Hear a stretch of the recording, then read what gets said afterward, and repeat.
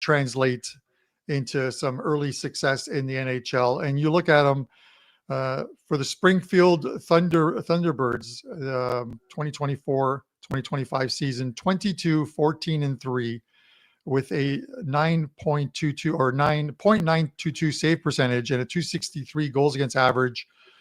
For an AHL goalie coming up, Andrew, those are actually pretty good numbers for them. So we'll see what happens. I'm not sure on the total, just because I expect the Sabres to start scoring at some point. I'm throwing the Ottawa game right out of the window, scoring 8 goals against the Senators.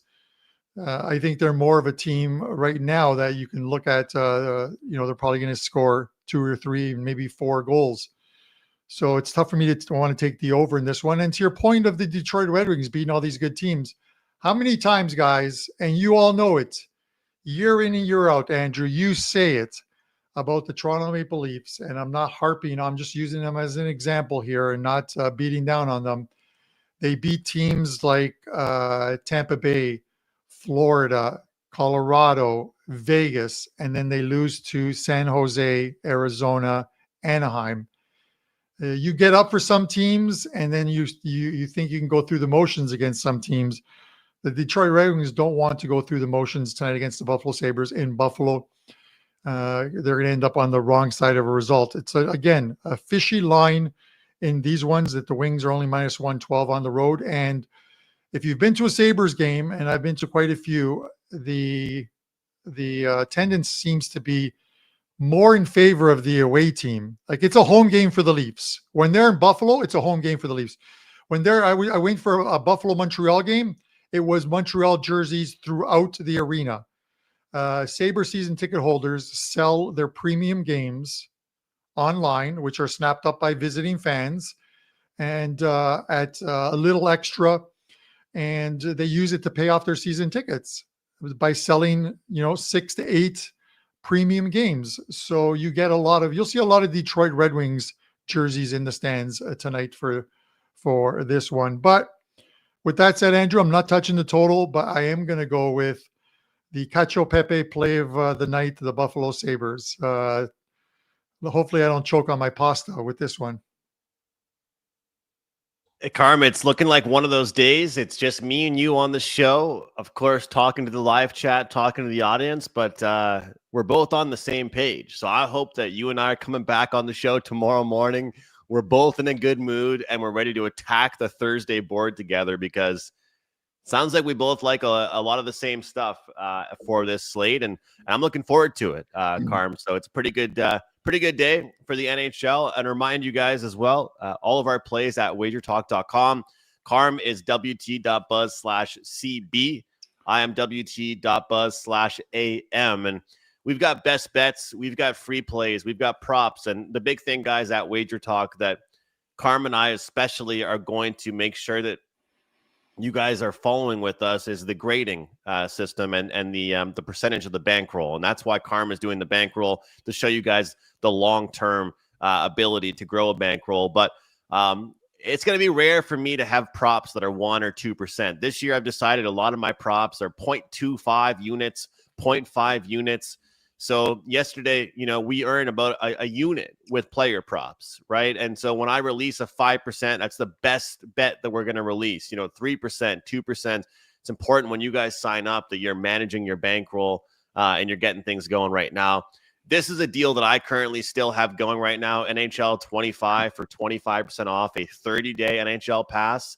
And Carm, I was going to save this till the end, but we had a question here, and from Pocket Surprise here said, question, if I buy a monthly package, could I make my money back to keep buying the package? I know it takes more than once. Would this be a reasonable expectation? Well, I think the first thing that we would say, and Carm, you've been doing this a long time as well, you jump in with anything. I would say the first thing is that I know people probably think that we're trying to get people on board. I'm going to tell you guys this. It's more beneficial for us if people buy every single day. You guys are saving buying long-term. And so the best thing to do as far as buying the monthly package, could I make my money back to keep buying the package? that is a good move, because if you're buying every single day, one singular 4% best bet is $25. A 5% play is $35. Use that promo code. I have NHL25. You're going to take 25% off a full 30-day. You're going to get all of my plays in one. So it's most certainly a reasonable expectation, especially if we're on a good run, if we're managing the bankroll properly and we're finding some winners for you. That's the best way to go about it. Now, the thing is, some people want a 3-day, some people want a 7-day, but Pocket Surprise 380, Carm, he's asking this, and I think it's of course a reasonable expectation to make your money back. I think the longer term that you buy, of course, we don't know their unit structure and what they're betting per game, so it's hard for us to answer it. But I think that's why I want, and that's why I want to jump in. I'm likely, hopefully the Detroit office isn't watching this next 30 seconds, or our CFO isn't watching right now. Rick, if you're watching, just please hit the mute button. It all depends. It all depends on your unit size, and I do not want to know your unit size. Pun intended there. But if you're a guy who's betting $10, $15, $20 a game, then buying a monthly package may not be the best way for you to go. WagerTalk does have things in place where we have our $5 Tuesdays, which makes it affordable for someone to buy it. If you're someone who's betting a larger amount, then yes, I would say buy a 30-day, a 3 or a 7. I think 30 days you can really judge someone by it. And part of the $5 Tuesdays is putting up promos where you can get some great deals from them, or message the office. Just don't spam them, but message the office and ask them if there's any deals going out as a first-time customer or what have you. I think that's sort of the most important thing, because at the end of the day, you're factoring the cost of the package into your overall ROI as well too. And if a guy is winning, he's going to make you money, and then you decide whether you want to hop on for another month and moving forward. So, and then he's not on the show, and but I talked to him this morning, like the Prez, and I'm going to give the guy kudos, because the Prez, the last few years has been like absolutely lights out with his NHL. Does extremely well. He's off to a not so great start in October, and I've been there.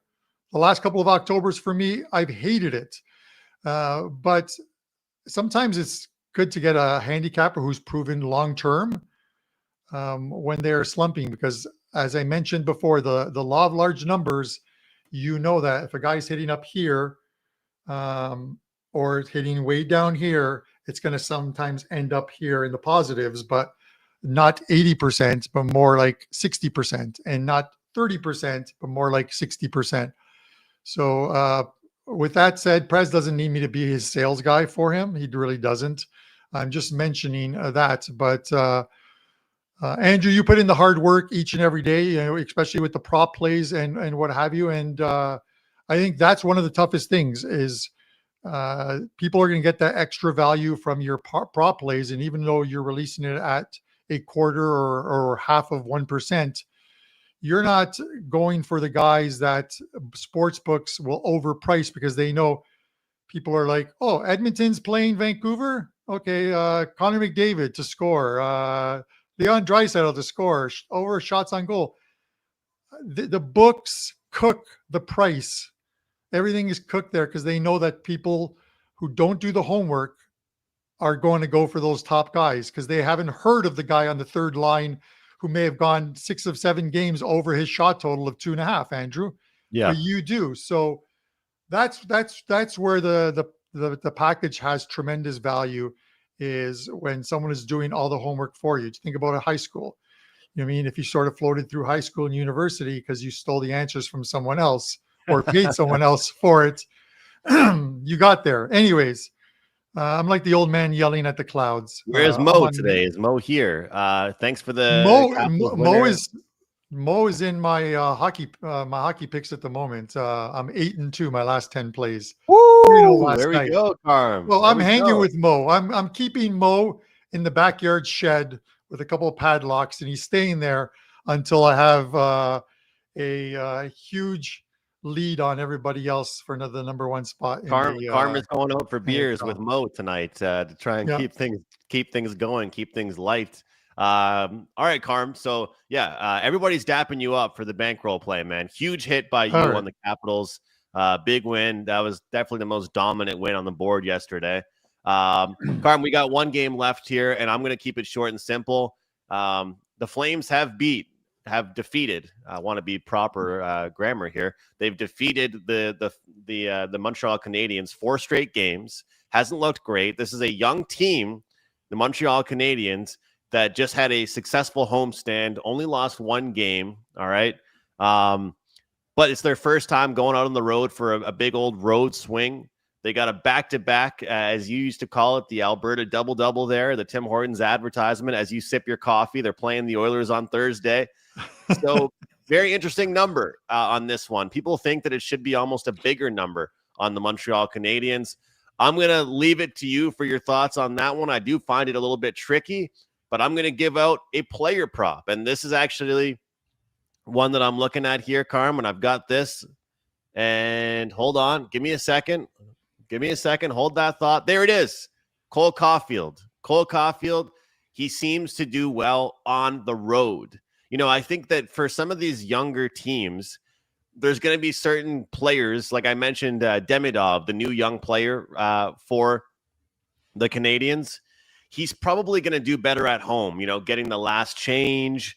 He's a younger player playing in front of the fans and things like that. But some of the more experienced guys are going to have to step up, especially on the road. And these are the average, the pass shot attempt numbers for Cole Caulfield in his last several road games. 10, 3, 8, 7, 12, 8, 10, 5, 3, and 6. Now, the funny thing is if you look at it, he's only barely gone over 2.5 with 3, 3, 4, 3, 3, 5, 5, 3, 3, 4. So what I'm going to do here, we're going to take the over 2.5 shots on goal. Best price I found was at FanDuel -140. But we got to sprinkle. a little bit here, Carm, on the 4+ shots for Cole Caulfield at +135. Look at these shot attempt numbers. You can't argue with the numbers here. And I think this guy is going to have a lot more to ice time, I'd say, and a lot more to do with these road games than he would. Because I think the second line and third line are going to be productive at home. But the top line, you really need to show up when you're playing at home. All right, that's it. Dan will kill me if I take that banner on away anymore, so I got to take that back and put you back on the screen here, Carm. My Habs, can they keep rolling, or it is a bad spot for them tonight? Is it going to be tough for them? What do you think? Well, here's what I think, Andrew, because you asked me, so I'm going to tell you. And I know you're a Montreal fan, and I know you and Don Buster seem to think I always make fun of your Montreal Canadiens. I will say this.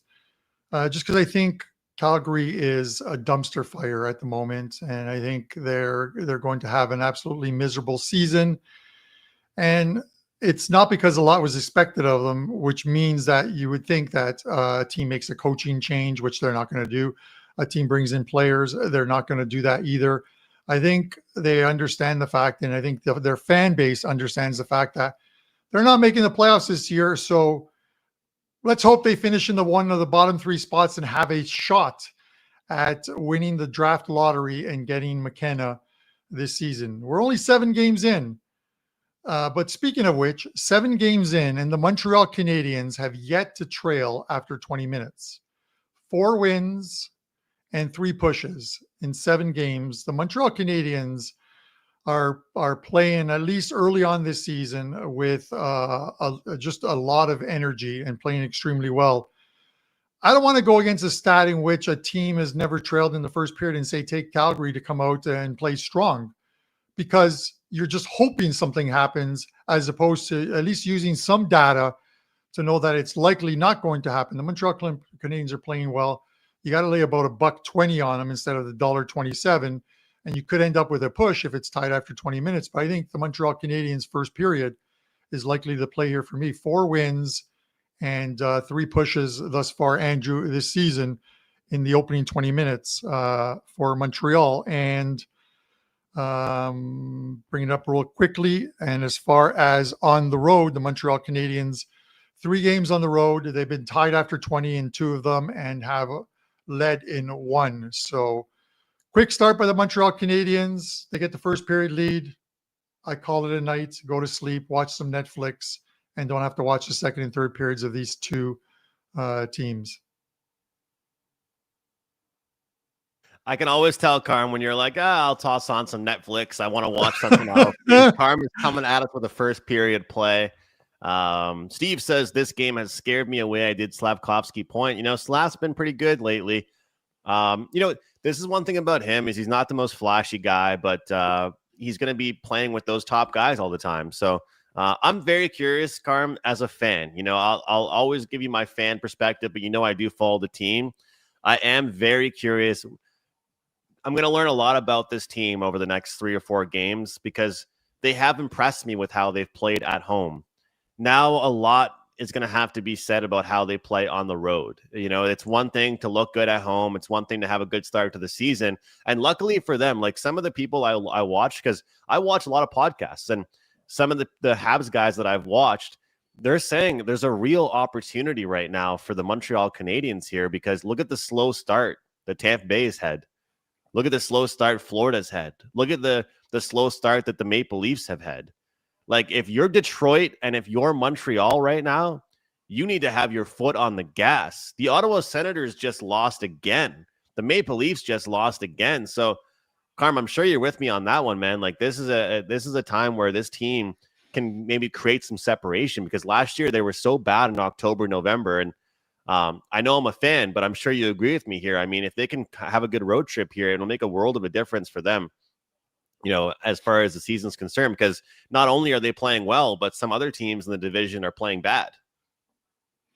Yeah, dude, I had no idea you were a Montreal fan prior to this show. So I know you guys want to make the playoffs. I get it. But with like I said, this is kind of a weird card tonight, and I'm on a nice little run, as I mentioned. So I have one client play up, which is also the pod play, and it's listed on WagerTalk as a free play as well too. So I'm not going to have any other plays tonight. I'm not going to have a card that's up for sale. So you're going to get my 2% client play for free on the show. And I'll be working on my Thursday card and likely get that one up overnight because I pretty much know all the goaltending situations heading into the Thursday card, which tomorrow it's Brian Leonard and the Prez coming on to break down the game. So you guys are going to get 5 games tomorrow. Andrew, I know you have a same game parlay, so I'll do the pod and then you can do the same game parlay. I believe you have one. Yes, sir. You're ready to go. But here we go. As far as the pod, guys, we cashed with Washington last. Hold on, Carm. Hold on. This is my segment, man. Get your ugly mug out of there. Okay. Anyways, let me start this over in case we have to clip it later. But starting bankroll, we are up $218. We're continuing with, unless it's a prop play, like a player prop play, it is always going to be a $200 flat bet. So this is $200 on the Minnesota Wild first period plus 107. So it's 2 to win, 214. As I mentioned previously, the New Jersey Devils at home in the opening 20 minutes aren't very strong. Last year, 9 wins, 13 times they trailed, 19 times they were tied at the end of 20 minutes. Minus 13.35 units. That's the 5th worst in the NHL last season, or minus 19.93 ROI. This season, 2 home games, they've trailed after 20 once, and they've been tied after 20. So we are going to do Minnesota first period plus 107, see if they can catch the Devils on the second of a back-to-back, a little leg weary in the opening 20 minutes. So that's your play. That's your pod play, guys. Andrew? Carm, I like it, man. I like it. I like that spot for them. I think they're going to be very, very hungry right now to get it going. I'll be super quick with this, so you can stay on the screen with me here, Carm, with this one. I've got my same game parlay, guys, and I'll tell you what, these aren't going to hit every day. These aren't going to hit every single day, that's for sure. But with some of the numbers that we're getting here, we're hoping that we can produce some good numbers and hit a couple of these each week. This one here is plus 462, plus 462. Joel Eriksson Ek for the Minnesota Wild, a very, very hungry team right now, catching a Devils team second half of a back-to-back. Eriksson Ek does very well against the New Jersey Devils in head-to-head in recent history, and he is on the top line, so he'll do very well. He's been shuffled around, but either way, he's in the top 6 no matter what. Zach Benson, he's a top-line guy and someone that people should get to know for the Buffalo Sabres because he's been playing very, very well, coming off a game with a ton of scoring chances of his own, but he's also a good playmaker.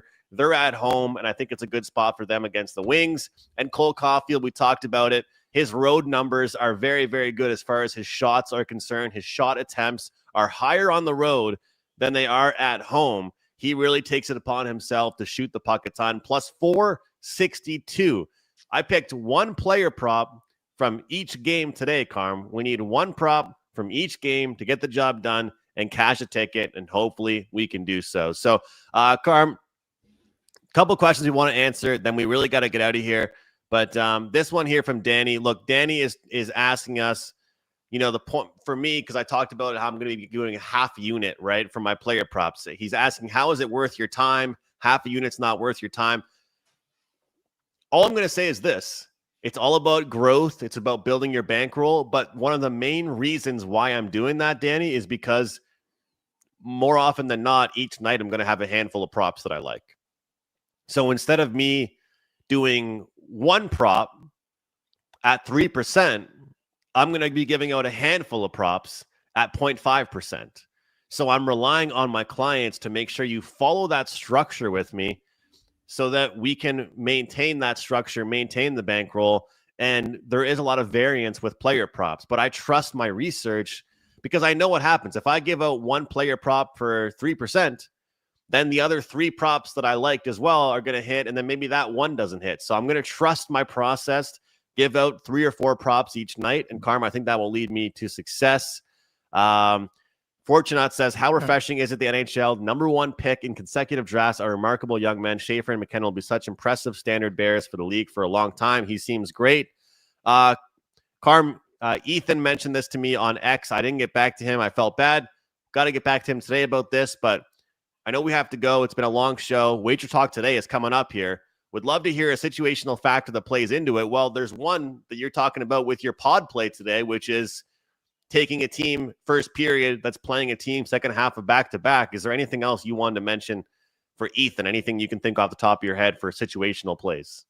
Yeah, you know, all we can really do this early in the season is look at some of the stats from last year and see, are they applicable? Because some aren't and some are, because teams change during the offseason. Players leave, players come in.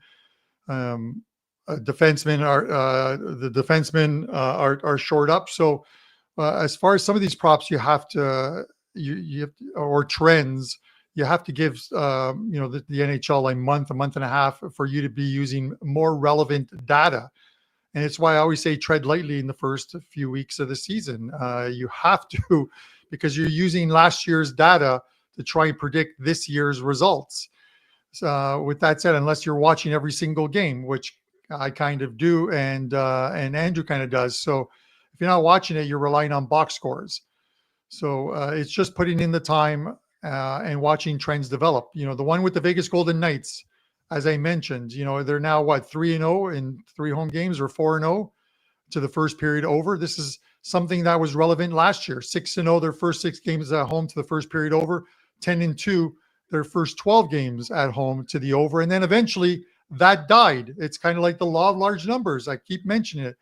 I'm repeating myself, but it is, you allow something to happen until you get priced out of it, or not. One guy mentioned he waited way too long to take the Vegas Knights because the over in the first period, and it got juiced to 170. It was 130 earlier in the day, 135. If you wait until the end of the day and you don't play these games early because you want to see how you did in the first couple of games, you're likely going to take a bad price later on in the evening just before game time, because books adjust those prices. Yeah. Don't take a bad price. 170 is not 135. You will not beat a book betting 170 with regularity when 135 was available. All right, guys, we missed a couple of the questions, but make sure tomorrow you tune in, or Friday tune in. It'll be a smaller slate on Friday as well. We'll make sure to get to them. But look, 3 games today. Obviously, we're both in great moods. Looking forward to a really fun night. Hopefully, you guys can make some money with us. Let's cash these tickets. Let's cash the same game parlay. Let's cash the bankroll play of the day, Carm. And you guys can find all of us at WagerTalk.com. And by all of us, I meant myself and Carmine. That will do it for today. Thanks for watching, guys. We'll see you tomorrow.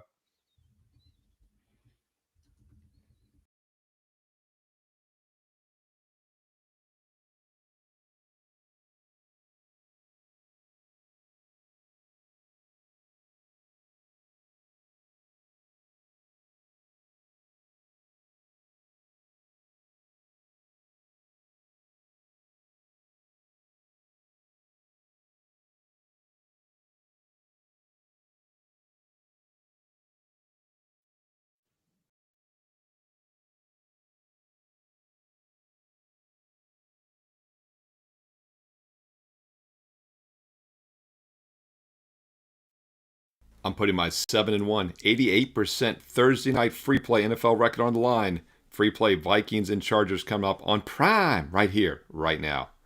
Hi, this is Steve Merrill, WagerTalk.com, right back here on WagerTalk TV. And as I said, free play Thursday night NFL videos have now gone 7-1 this season. I, of course, gave you a side and a total back in week 2, so we're 7-1 overall this year on Thursday Night Football. And don't forget, last year in the Prime games, I hit over 70% for free here as well. So we'll try to keep it going, but a lot of uncertainty with this Vikings-Chargers game. And of course, I'm doing this video on Monday, nice and early for you, because I always want to get them up nice and early because I love the views. I love the support here on Wager Talk TV. And by the way, if you're liking these free play videos, all I ask is a quick thumbs up like while you're watching. Click that thumbs up like. Thank you so much. And let's break down this game on Thursday night. Inglewood, California, SoFi Stadium, Vikings, Chargers.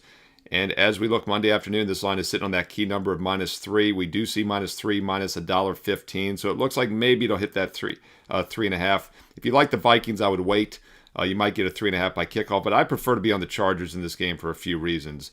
First of all, uncertainty at quarterback for the Vikings. As I do this video early in the week on Monday, it is questionable if second-year, really rookie, J.J. McCarthy can come back. He played 1 quarter in the preseason last year and then missed the whole season. So he's really a rookie. And he's looked very mediocre overall this year. Of course, he only played 2 games, had that high ankle sprain. QB rating was terrible, 67.2. Carson Wentz, meanwhile, in his 4 games, 89.3. 5 touchdowns, 4 interceptions. He hasn't looked much better.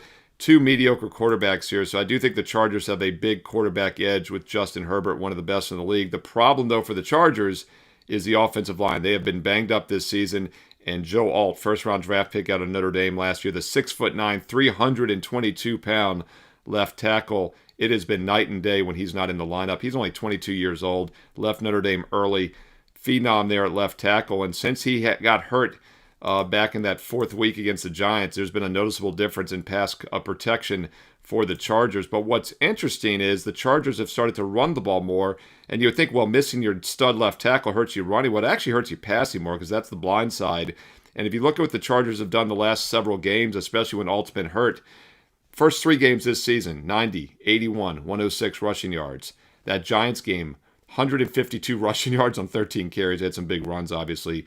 But then 55 rushing yards on 27 carries against not my Washington Commanders, 140 against the Dolphins. Last week, though, they struggled against the Colts, just 54 rushing yards, but Herbert threw for almost 400 yards through the air. Now, the Vikings are a blitz-heavy defense, and it did not work out against Philadelphia. Jalen Hurts scorched them. Philly was 19 for 23 passing for 316 yards last Sunday.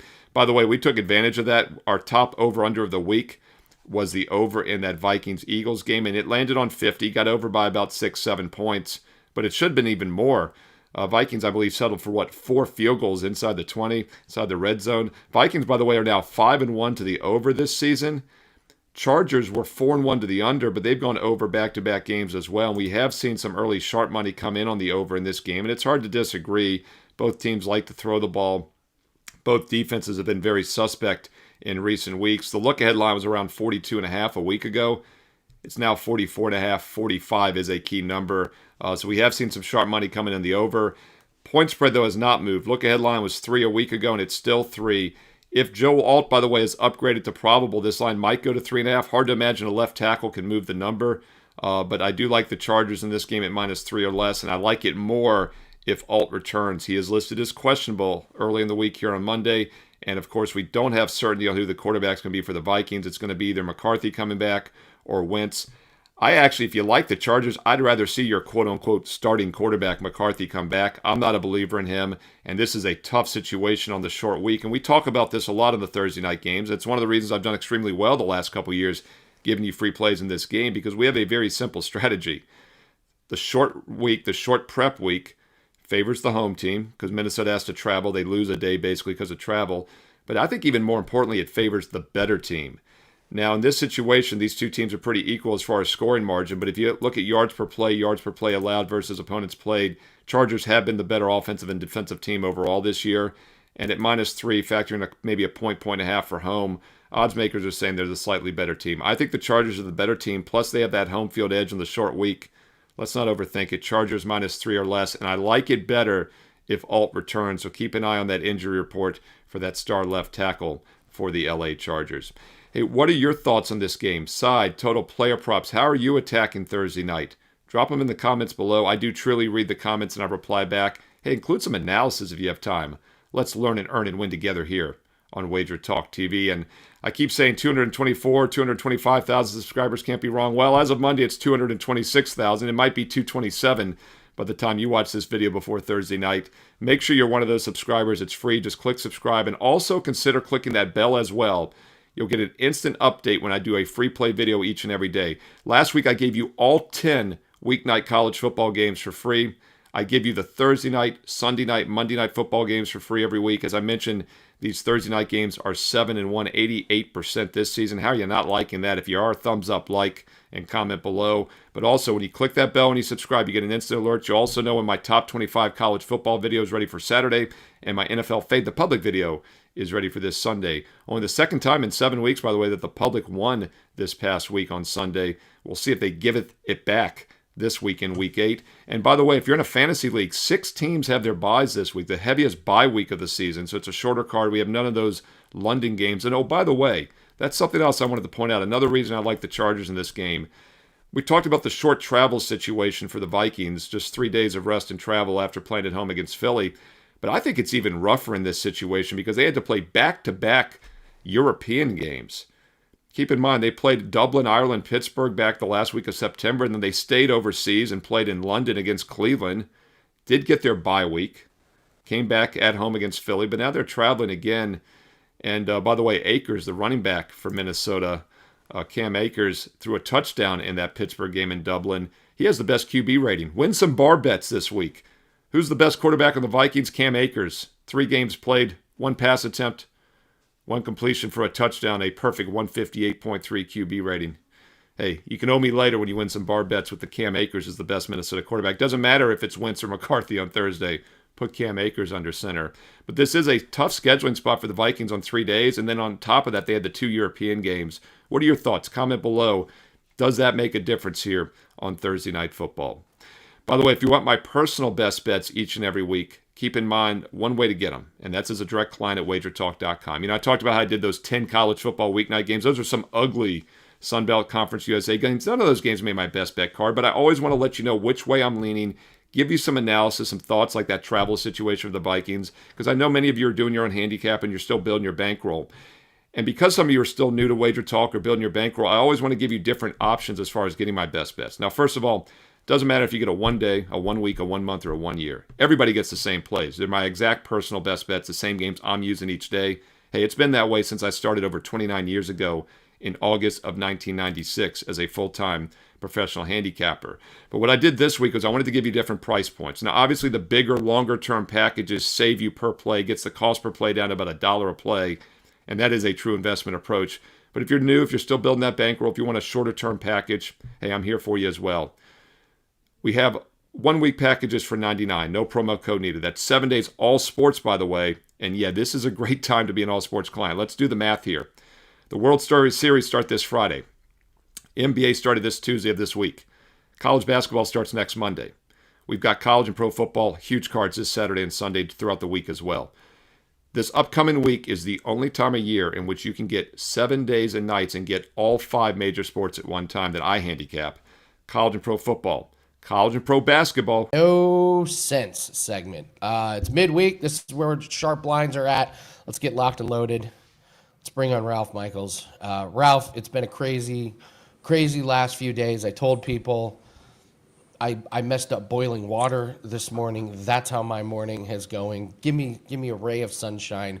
Give me something that to take my mind off of it. What's the quiz that you're going to pose to the audience?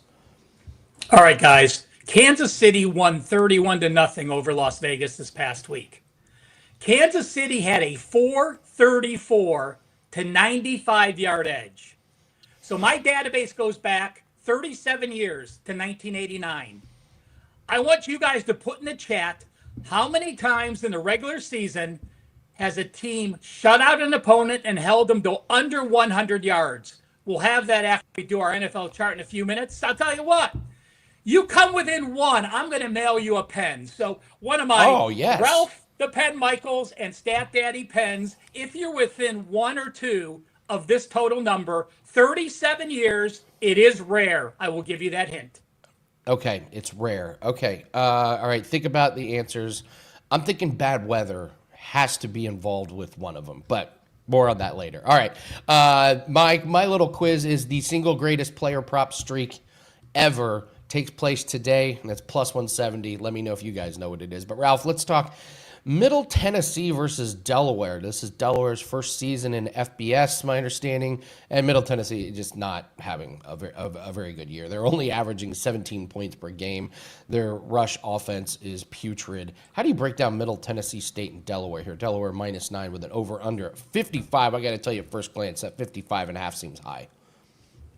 Well, I actually like the over a little bit, but, in this case, I will say right now there are 9s and 9.5s out. So if you like Delaware, grab the 9. If you like Middle Tennessee, make sure you grab the 9.5. Both teams have played very weak schedules. Obviously, CUSA plays that. But Delaware has played a little tougher schedule. And my number one go-to stat, Andy, is yards per play diff, the offense minus the defense. Delaware is number 75 in the country. Not great. But Middle Tennessee is number 120. Delaware with the number 37 offense. Middle Tennessee with the number 119 offense.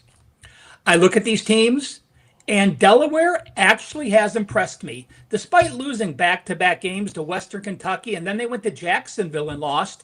Prior to that, they beat UConn. This UConn team's pretty solid, and they had 512 yards of offense. They went to FIU. They win by 22 points. The last 2 weeks, the Western Kentucky game, they lose by a field goal, but they had a 97-yard edge with a 435 to 338 advantage. And then they go to Jacksonville State. They lose by a touchdown, but that's because they were -2 turnovers, a 456 to 398-yard edge. Minachui, their quarterback, 750 yards passing the last 2 weeks. He is 60 of 96. He is heating up. He only has thrown 3 interceptions, which it's not a low number, but with his 238 pass attempts, that's a 1.5 interception ratio. That is a solid number.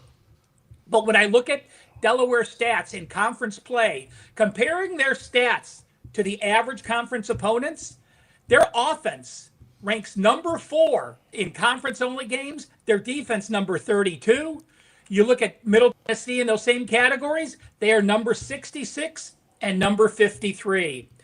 This would have been a play for me, a client release at -7. Since it's over a touchdown, I do not have faith in this Delaware team to extend the lead, even though clearly they would be my main lean.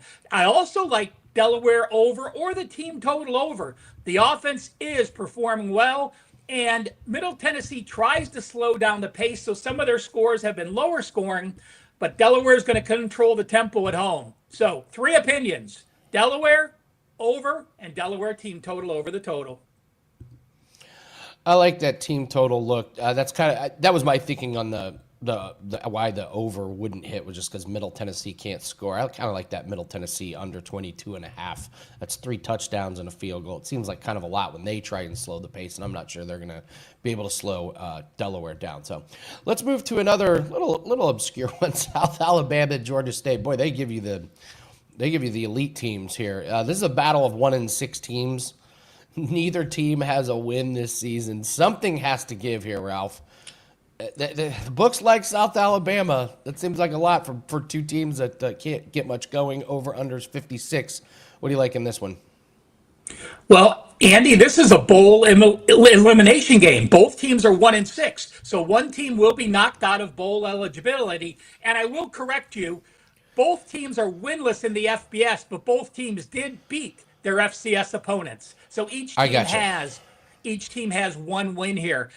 So Andy, I went to the database with it almost exactly what you said. Game number 8. So when teams are 1-6, if they lose, they're bowl ineligible. It's only happened 13 times since 2012. The home team has gone 8-5, 61.5%. You're not going to base any play on that, but I just want to keep you apprised of those situations. How about this for a bad number as well? I look at teams between the 6s. I figure those are competitively priced games. Sometimes I look at 3, sometimes I use 6s. In the last 2 years, between the 6s, these two teams are a combined 0-12 straight up and 0-12 against the spread. So how am I going to decide who I want to bet to? To me, I look at South Alabama, and I just don't trust them as a favorite. They've been upset 4 times already. I don't think they're a team that is a very good favorite.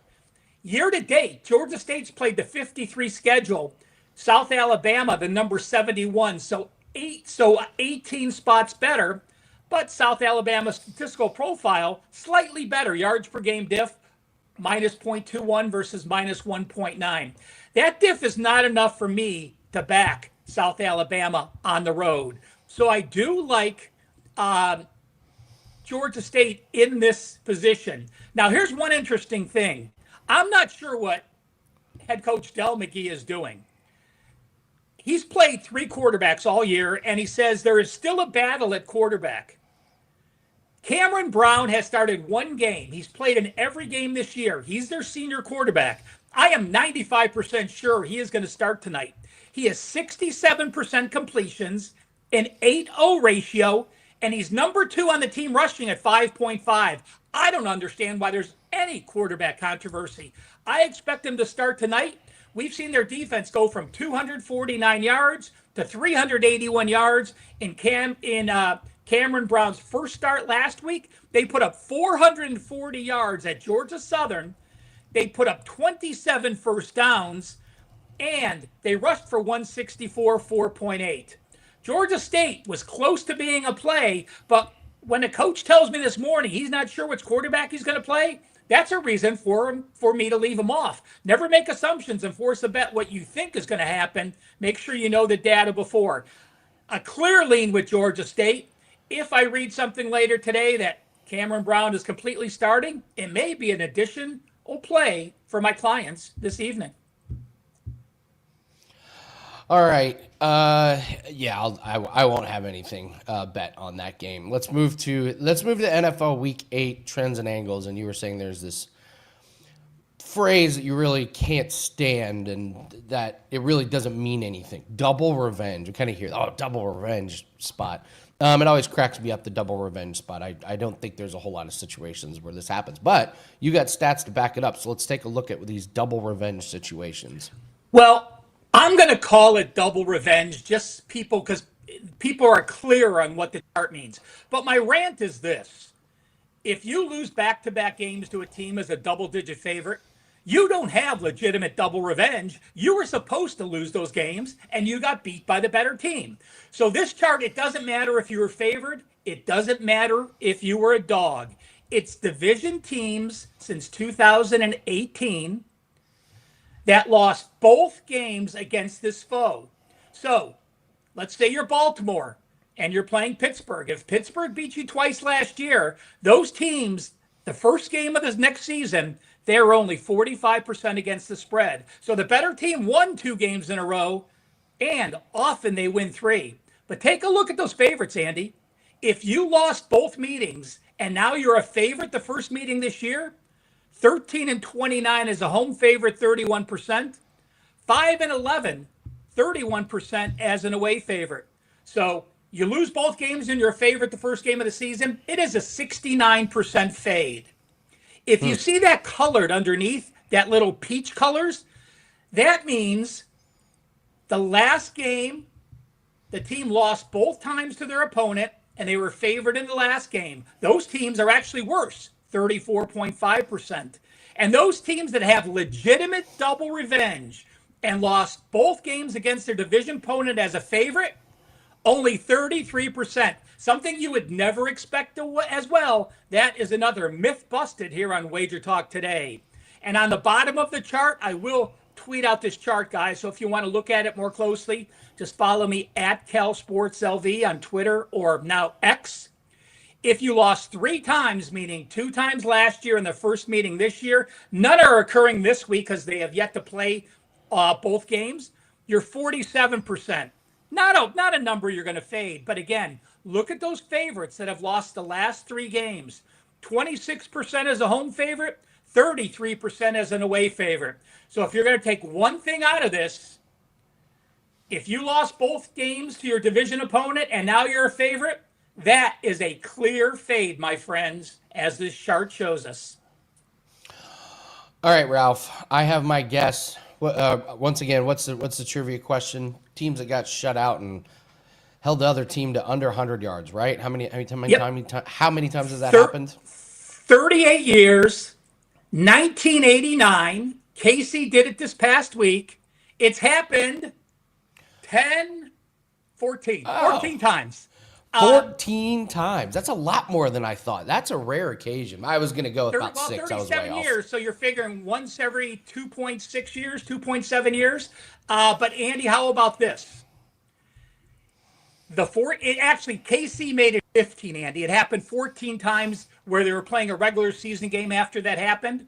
Those teams like Kansas City this week are a perfect 14-0 against the spread, covering by 10 points per game. So if your defense is good enough to do that, guess what? Now, you're not going to make a bet based on that because you're talking 38 years and only 14 occurrences.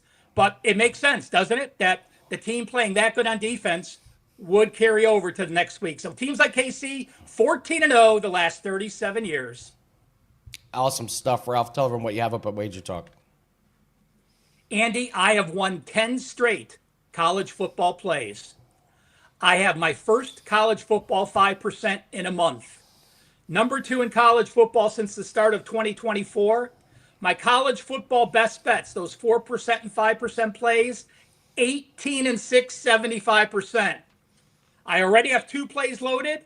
I'll be loading my 5% by tomorrow morning. So try the Weekend Warrior for $49. Or how about this? With the NBA and NHL and college basketball right around the corner, you can get 30 days of all plays, all sports from me for only $199. The code under7 because it's under $7 a day. UNDER, the number 7, no spaces, 30 days, all sports, including my college football 5% this Saturday. WT.buzz/RM. Ralph, great work. Congratulations. That is a hell of a run in college football, 10-0. And Ralph's got a 5% play. Thank you very much, Ralph. Continued success, and let's make it 11-0 this weekend. Have a great day, Andy. Thank you. All right, we got player props coming up later. I've got a couple player props for the NBA for you tonight. Also, the greatest player prop streak in existence goes off tonight. It's plus 170. I'll tell you about that. We have our NFL props pack up for this week. Coming off a 6-4 week. NFL props has been one of the bright spots this season for us. So if you want all props, and that starts Thursday, we will have play on Thursday Night Football. And you get all day Sunday and you get all the Mondays. This has been really, really cool and really, really profitable to put all of our NFL props into one pack. So that is up now, and you're going to get plays starting today all the way through Monday Night Football. One price, one pack. We've hit 55%. We're coming off a 6-4 week. Really, really happy with the work that we're doing. So looking forward to another winning week this week. That's over at wt.buzz/AL. Now let's bring in Ross the Boss, and we got to talk about some college football here, Ross. Happy Wednesday. We're going to start with Cal and Virginia Tech. Last week I asked the question, is Cal good? When they faced North Carolina, oh, they won. It wasn't pretty, though. Now they get Virginia Tech, who is 2-5. What's your breakdown here? It does say a lot that Virginia Tech's -4.5. I mean, speaks a lot, doesn't it? Yeah, it almost qualifies in this line doesn't make sense segment, but we did have the winner last week in that Cal games. We had the under, which cashed easily in the Cal North Carolina game right here on WagerTalk today. Anyway, yeah, Virginia Tech -4.5. You're looking at a Cal team that's 5-2 and not nearly as good as their record may indicate. And Virginia Tech 2-5, but they're 1-5 against FBS opponents. And they're every bit as bad as the record indicates. So, look, I just can't pull the trigger on Virginia Tech. I normally would go contrarian in these types of situations, Andy, but I just can't trust a team to lay more than a field goal the way Virginia Tech has played this year. Not only 1-5 straight up against FBS opponents, but 0-3 straight up against FBS opponents at home, being outscored by 16.7 points per game. In all three of those games, they were a favorite like they are right now. In those home losses, how about this? The Old Dominion, who was absolutely crushed by James Madison last week, they lose the Old Dominion at home 45-26. They lose to Vanderbilt, number 10 team in the country, nothing to be ashamed of there, but they were non-competitive, 44-20. And then they lose to a not very good Wake Forest team at home, 30-23. As a matter of fact, in those three home games against FBS opponents, their defense is allowing 39.7 points per game and 468 yards per contest. So a lot to be alarmed about when you look at inside the numbers when it applies to Virginia Tech. Cal, on the other hand, are coming off a close home win against North Carolina, as Andy alluded to. And then you look at two other wins they recorded against Boston College and Oregon State. Those two teams have combined to go 0-12 straight up against FBS opponents this year. The one feather in their cap, though, is I like the fact that they were very good in a 27-14 win against Minnesota, who's currently 5-2, and that includes 3-1 in the Big Ten competition. And they did so as a 3-point underdog. So they proved they could go and win in those types of situations on the road. Virginia Tech has definitely played the tougher schedule. And that's the reason why they're a 4.5-point favorite here. But think about this. Since last year, Virginia Tech 1-4 straight up in ATS is a home favorite of 7 or less. And again, folks, 0-3 straight up in ATS this year as a home favorite versus FBS competition. I am reluctantly, it's like pick the lesser of two evils here, Andy. I'll take Cal plus 4.5 at Virginia Tech. Now, Ross, I keep getting told that Georgia Tech is a fraud. That's what I am told. I'm told that this Georgia Tech team is way overrated and everything. Yet I have won 2 bets going with Georgia Tech against Jesse Schul. Comes on Tuesday. I've gone head to head with them. They keep cashing, and if they take care of business, they're going to be undefeated last week of the season when they host Georgia. I worry that they're due for a look ahead. I worry that their quarterback is going to get hurt because he runs like an absolute madman. But as long as he's healthy and as long as they're focused, I think they keep winning. So we're talking Syracuse and Georgia Tech. What do you think about this game? Yeah, I mean, you could get hit by a car if you walk across the street in a couple minutes, Andy, you know. So I wouldn't worry about Haynes King, although your concerns are relevant since with his injury history and also the amount of times he runs the ball. I did a college football betting preview show with Teddy Covers over at the Westgate earlier before the season began. And one of us had Georgia Tech to win the ACC at moneyline odds of plus 700. And it wasn't Teddy. So there's only one other person in the room then, and that was me. So I'm with you, Andy. Georgia Tech 7-0, ranked 7th nationally. Now, a lot of people that are the pundits that will say, Georgia Tech is not as good as the record indicates. I can understand that. I mean, they barely get by at Wake Forest, winning by 1. They haven't been overly impressive in terms of style points when they win. But, here's the thing. They're going up against a Syracuse team right now that's really struggling. After a 3-1 start against a relatively soft schedule, the Orange have now lost 3 in a row, and it coincides with the fact that Steve Angeli, their starting quarterback, the transfer from Notre Dame, who was off to a great start. As a matter of fact, he was the leading passer in the country after the first 3 games of the season, gets hurt in game 4 at Clemson, goes down, and in comes Ricky Collins, the transfer from LSU. And Ricky Collins has been absolutely brutal. In his 3 starts, 0-3. This guy is 634 yards passing, a little bit misleading because he's thrown 3 touchdown passes, but it's been intercepted 7 times.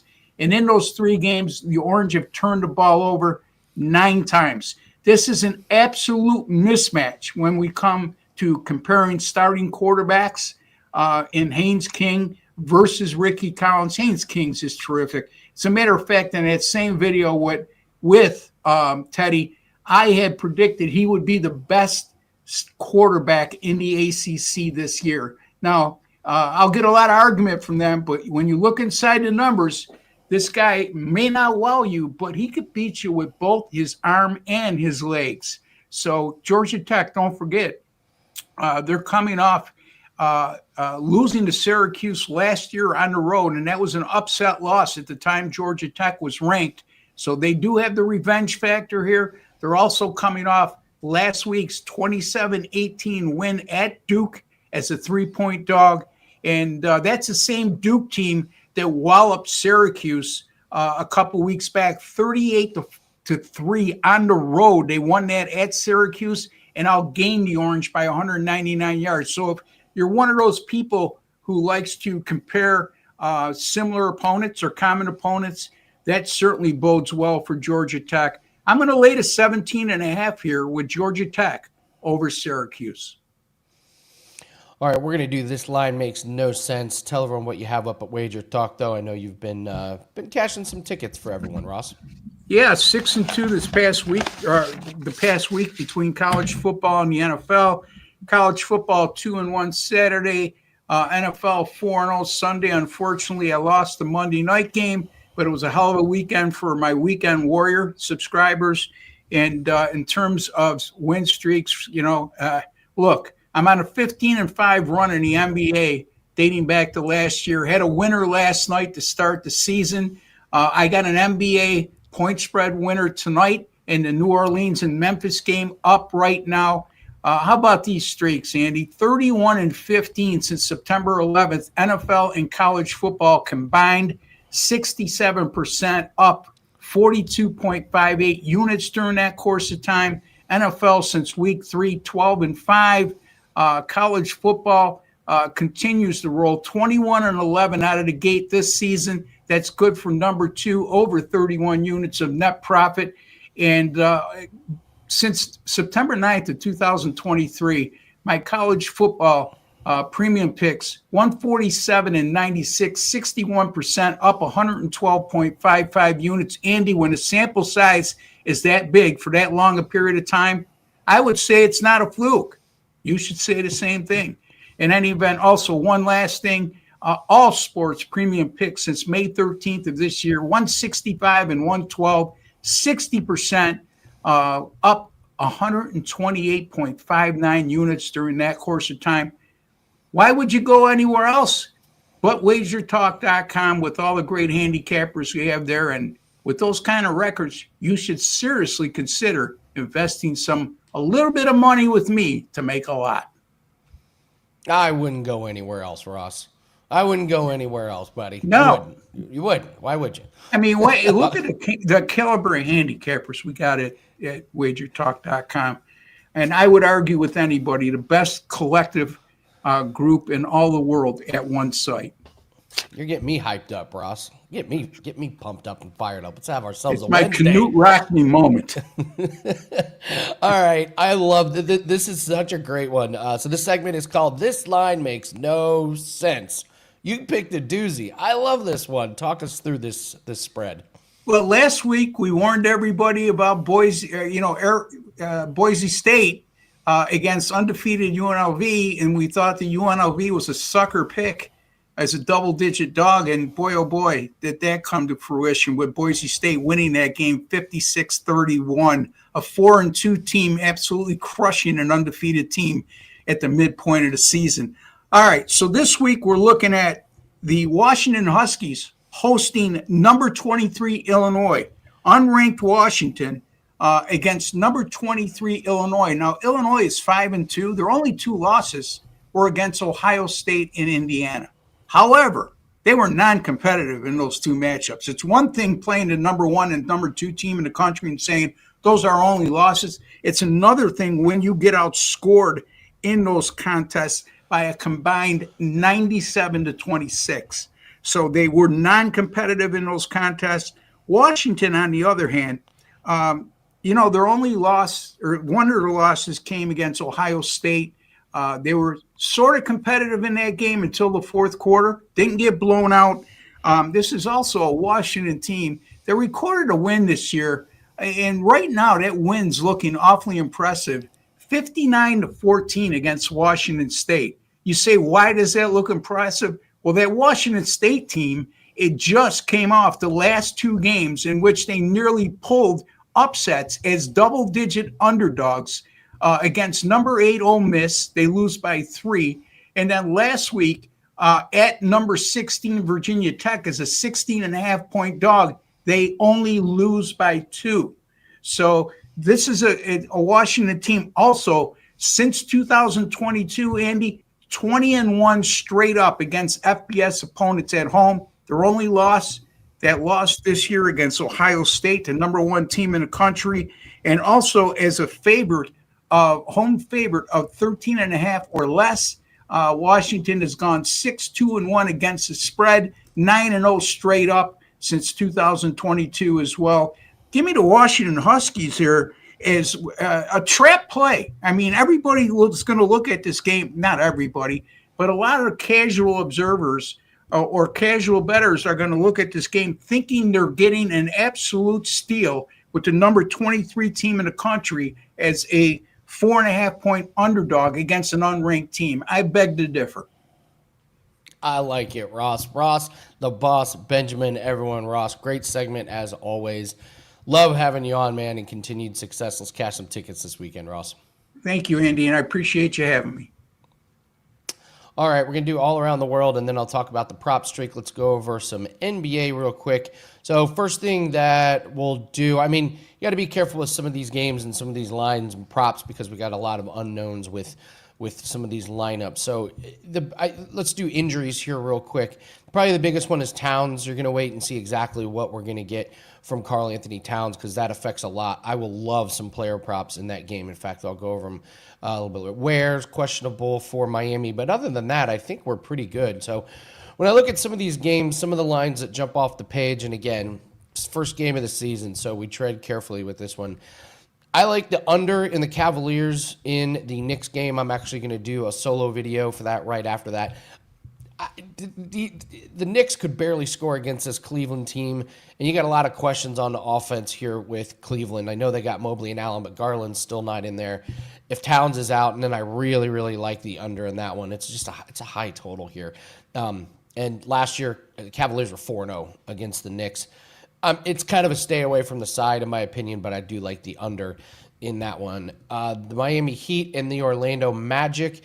Way too much respect for this Orlando Magic team. I know they're the sexy pick this season, but -8.5 feels like a lot. It should be low scoring with that Orlando Magic defense, like the 8.5 on the Miami Heat. 76ers and the Celtics. Boy, their price of this, like Jason Tatum's playing, I think -4.5. I know they're at home, but Embiid, I read an article about how Embiid is embracing his new role as the 76ers. He's like a more of a support guy. I'm trying to build up this team. I like 76ers +4.5, and give me the outright +142, a little bit of a sprinkle. Love this Hawks team this year, and I feel like we say that about the Atlanta Hawks every single year, but I can't emphasize enough how big it is that they have Jalen Johnson back in this lineup. I like them at home to roll. I'll take the -5.5. I like the Bucks laying the -10.5. This Wizards team is destined to trade some of their players this season. I know it's a big number, but I like Milwaukee. I'm telling you guys, Miles Turner is going to be awesome this year playing alongside God. He's going to be awesome this year. I like the Pistons on the road a little bit. And other than that, not a whole lot jumps out at me. I'm sure all eyes are going to be on that Spurs-Maverick game. I like the under 224.5. You got Wemby, and then you got Cooper Flagg. Wemby's obviously Defensive Player of the Year candidate. And you got Cooper Flagg probably going to be playing a lot of good defense. So anytime I get Wemby and Cooper Flagg on the same court, I'm looking at unders. All right, Chris, let's do all around the world. Let's do some player props. All right. Knicks and Cavs. I'm looking at Yabusele over 13.5 points plus rebounds. Again, Towns is questionable. If he doesn't play, this line's going to go up. Yabusele's the starting center right now. Mitchell Robinson is out. I think you're going to get a good performance from Yabusele. This guy's underrated. When he gets minutes, he does produce. We cashed more than one ticket on him last season. 76ers, Celtics. I like this center for the Celtics. Why? It's about opportunity. He's their center. They are so not deep on the front court. He's going to be the only guy. I don't know how many minutes he's going to be playing, but 6.5 seems awfully low. I know Embiid's on the other side, but yeah, give me his rebounds. Any starting center that's going to be the main guy where they just don't have any other options, I'm going to take the over on the 6.5 rebounds. And the greatest player prop streak. Bam Adebayo has played against the Orlando Magic 26 times, and he's never made a three-pointer. The streak is 26-0. He didn't do it and he at the beginning of his career he wasn't shooting a lot of threes, but last year he shot a lot of threes and he still has yet to make one against the Orlando Magic. If you believe in streaks, him to not make a three is +170 tonight. We will revisit tomorrow and see if this streak gets to 27-0, better than the Undertaker streak at WrestleMania. All right. There we go, guys. Thanks so much for joining us. Hit the like button and leave us a comment in the comment section. We're going to be NBA heavy on preview videos moving forward. So once we get a couple of games under our belt and we see some trends coming out, we're going to have a lot of preview videos. So we'll give you all the NBA content you need. Thank you very much for watching. Like and subscribe. Hit the bell. That way you get notified when these preview videos go up and when our shows go live. It's going to be a great Wednesday. I can feel it. Grab that NFL props pack and let's get locked and loaded for tomorrow's Thursday night game. We'll see everyone tomorrow, same time, same place. Good luck on your bets today. Take care.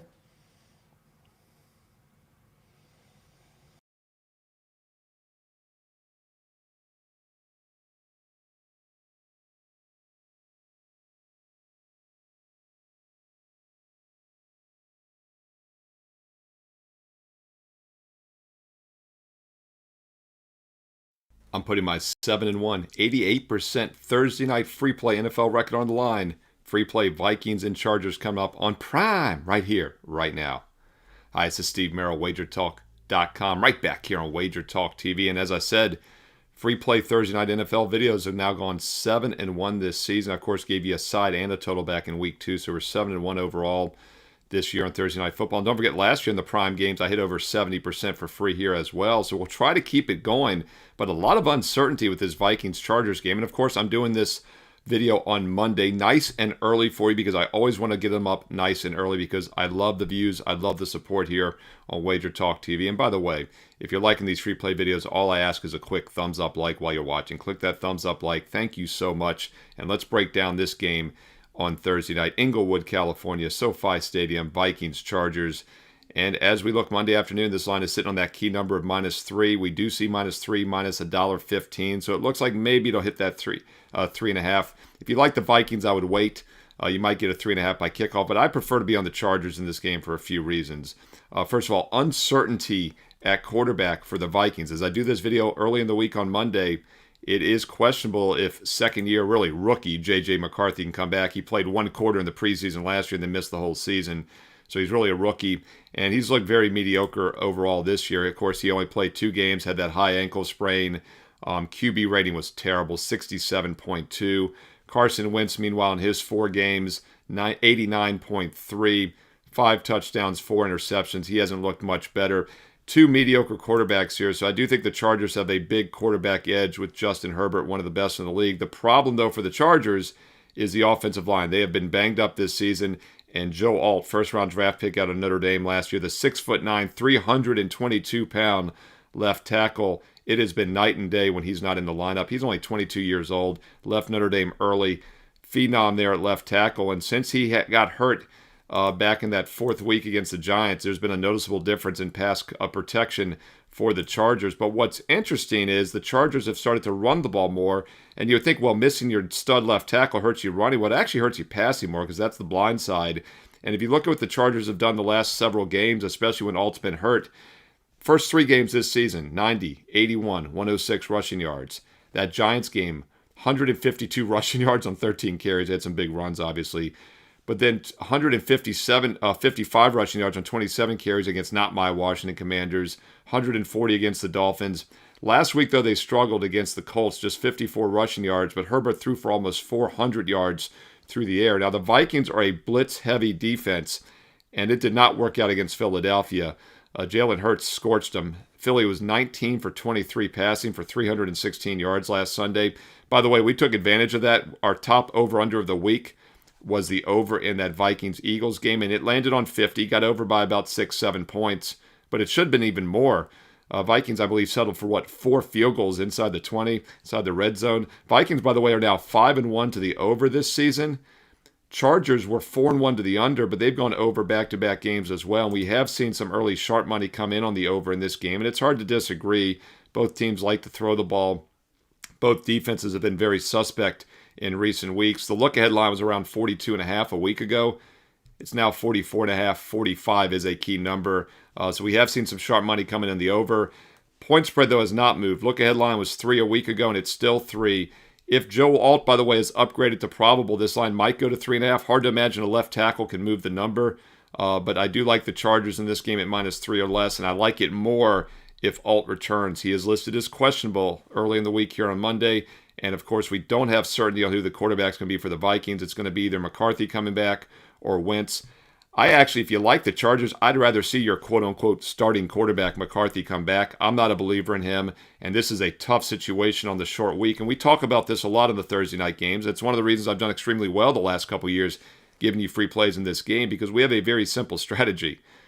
The short week, the short prep week, favors the home team because Minnesota has to travel. They lose a day basically because of travel.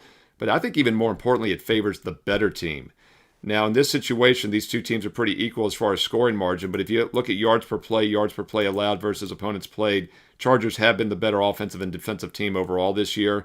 And at -3, factoring maybe a point and a half for home, odds makers are saying they're the slightly better team. I think the Chargers are the better team, plus they have that home field edge on the short week. Let's not overthink it. Chargers -3 or less, and I like it better if Alt returns. So keep an eye on that injury report for that star left tackle for the LA Chargers. Hey, what are your thoughts on this game? Side, total, player props. How are you attacking Thursday night? Drop them in the comments below. I do truly read the comments and I reply back. Hey, include some analysis if you have time.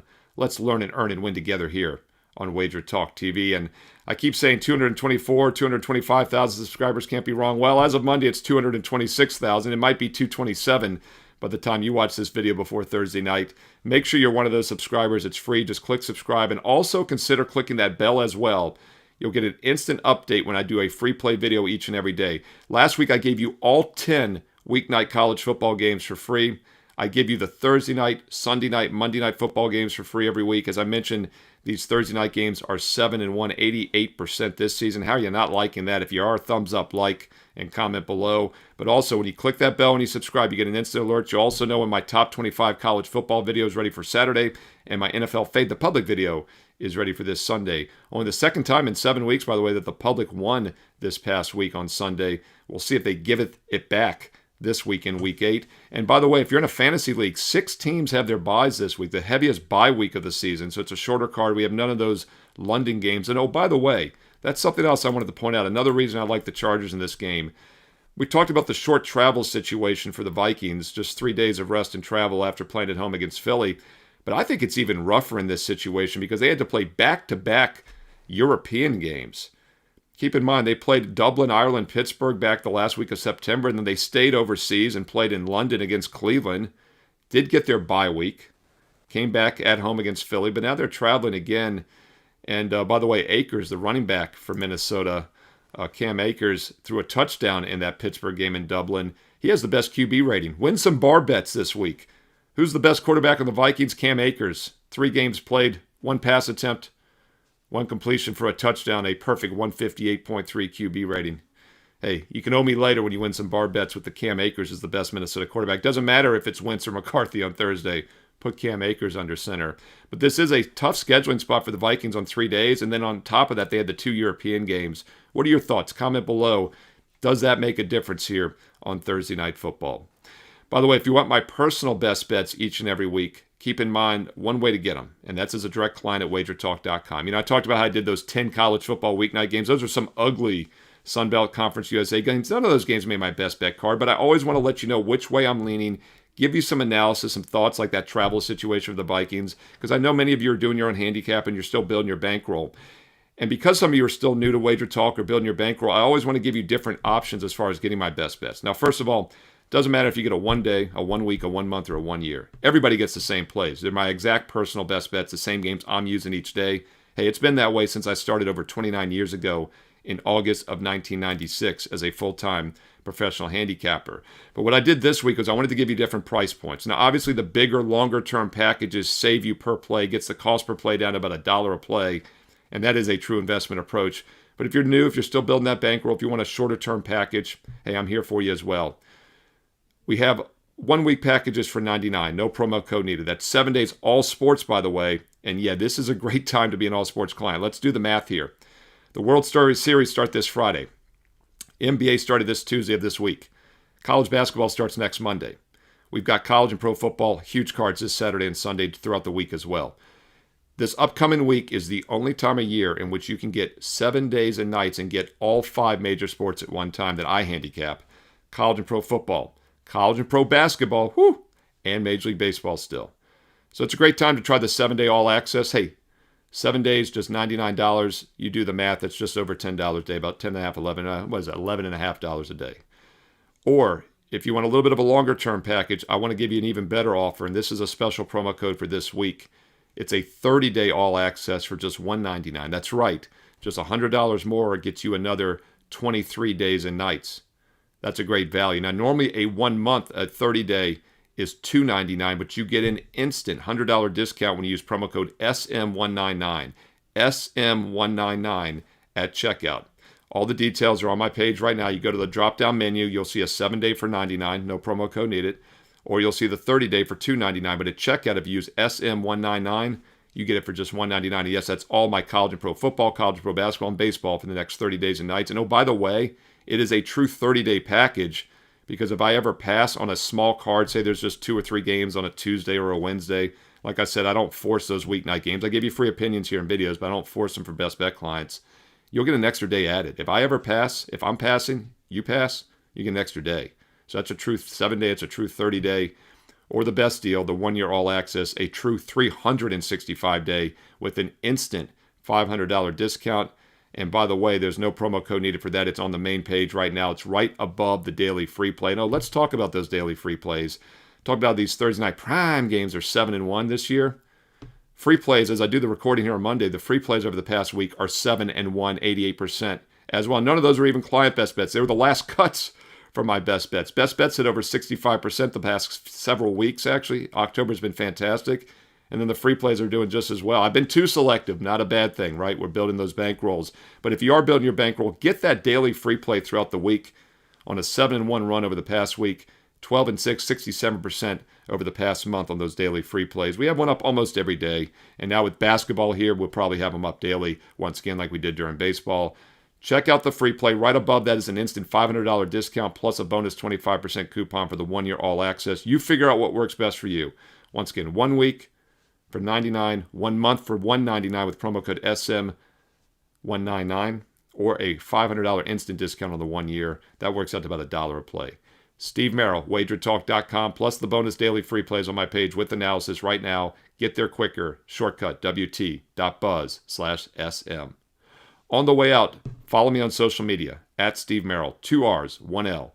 I post links to these free play videos. I post the daily free plays up there. I also give you the special offers. It's a great way to stay in touch on X and Instagram, at Steve Merrill, 2 R's, 1 L, MERRIL. Thumbs up, like, comment below, and stay tuned here to Wager Talk TV because you know there's more free play weeknight football videos like this one coming up next.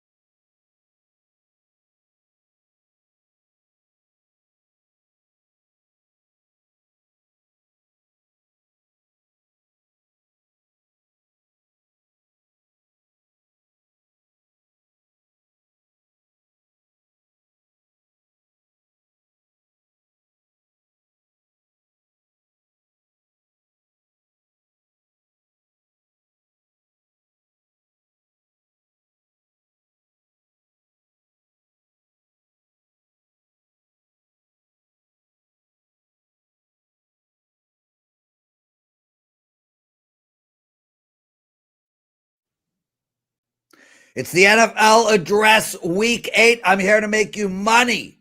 That's what the show is all about. We're going to go through every single NFL game on the board. We're going to figure out how to bet it. Are there sides? Are there totals? We're going to start with Thursday's game, Minnesota +3, playing the LA Chargers, a total here of 44.5. And full disclosure, I was on the LA Chargers big against the Indianapolis Colts last week, and I was wrong. I'm going to be on the LA Chargers again this coming Thursday night. Now, I understand they looked horrible last week, especially defensively. I mean, the O-line of Indianapolis ate that team alive. Jonathan Taylor ran all over the Chargers. Do I think that will happen again? I don't think it'll happen as bad, and I do think the Chargers are obviously susceptible to the run. I'm just not concerned about this Minnesota offense. This Minnesota offense is just not looking good. For every great throw that Carson Wentz makes, he makes a great interception pass as well, which will bode well when playing on the LA Chargers. Not only that, but I don't think Minnesota's got a stout running game. They're not some unbelievable running team. I think this Minnesota offense is lacking everywhere right now. Obviously, they have wide receivers, but, well, you got to get them the ball. So the bottom line is I think the Chargers are going to be able to score regardless of how good Minnesota's defense is, and I think Minnesota is going to struggle to keep up. Not only that, but the Chargers played so badly against Indianapolis, they're going to get such a beatdown from their coach. Obviously, Minnesota played bad as well against Philadelphia, but Minnesota offensively just is bad. So the bottom line is here, don't overthink this. I know it's -3. I think the Chargers win this game by 7 to 10 points. Take the LA Chargers -3 on Thursday night. Before we get into the entire Sunday and Monday card, I just want to thank you guys so much for watching the show. This is the 20th year of the NFL Presidential Address. This is the longest running show in WagerTalk's history. This is a show that predates WagerTalk and a show that I was doing on terrestrial radio 19, 18, 17 years ago. It means the world to still be doing this. I could not be doing this without you guys. Take a second and hit that thumbs up button. Take a minute and write a comment. Tell me who your 3 bets are this week. And also, if you guys have not subscribed to our channel, make sure to do that as well. I do a daily show called The Best Betting Show Ever. That is literally the best betting show ever. It's about a 30-minute show. It goes every day. It's with me, Joe Ranieri, and Art DeCesar. Art DeCesar is an actual bookmaker from one of the most prestigious books in the world, the Westgate. He comes on and he tells us where all the money is. That show is up around noon Eastern, Monday to Friday on WagerTalk TV. It's called The Best Betting Show Ever. Please check that out. Okay, let's get into the Sunday card. Yeah, you get to watch me drink water on air. Go Jays! New York Jets playing the Cincinnati Bengals, and I'm done with the New York Jets. I told you guys last week I thought they would win. They didn't. They were horrible. I did not end up betting that play, but it was a circa release. I am now moving as far away from the New York Jets as possible. Cincinnati -6.5, a total of 44.5. The bottom line here is I think we are sort of past the time of the season. We're past the point in the season where hope is still around for some of these teams. The New York Jets have zero hope. They're probably screaming and yelling at each other in the dressing room. The defense is probably absolutely fed up with the offense. The wide receivers are probably beyond sick of Justin Fields. Everybody is sick of Mr. Capri Pants, Aaron Glenn.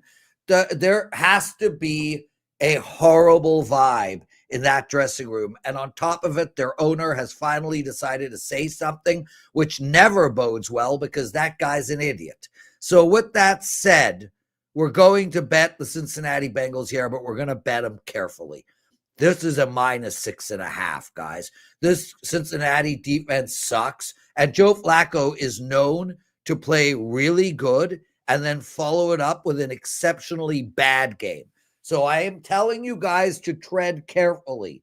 It is also likely Cincinnati might be my survivor pick, but I don't know if I can fully get my money down on -7 or 6.5, but that's where we're headed as of Tuesday. Houston playing San Fran.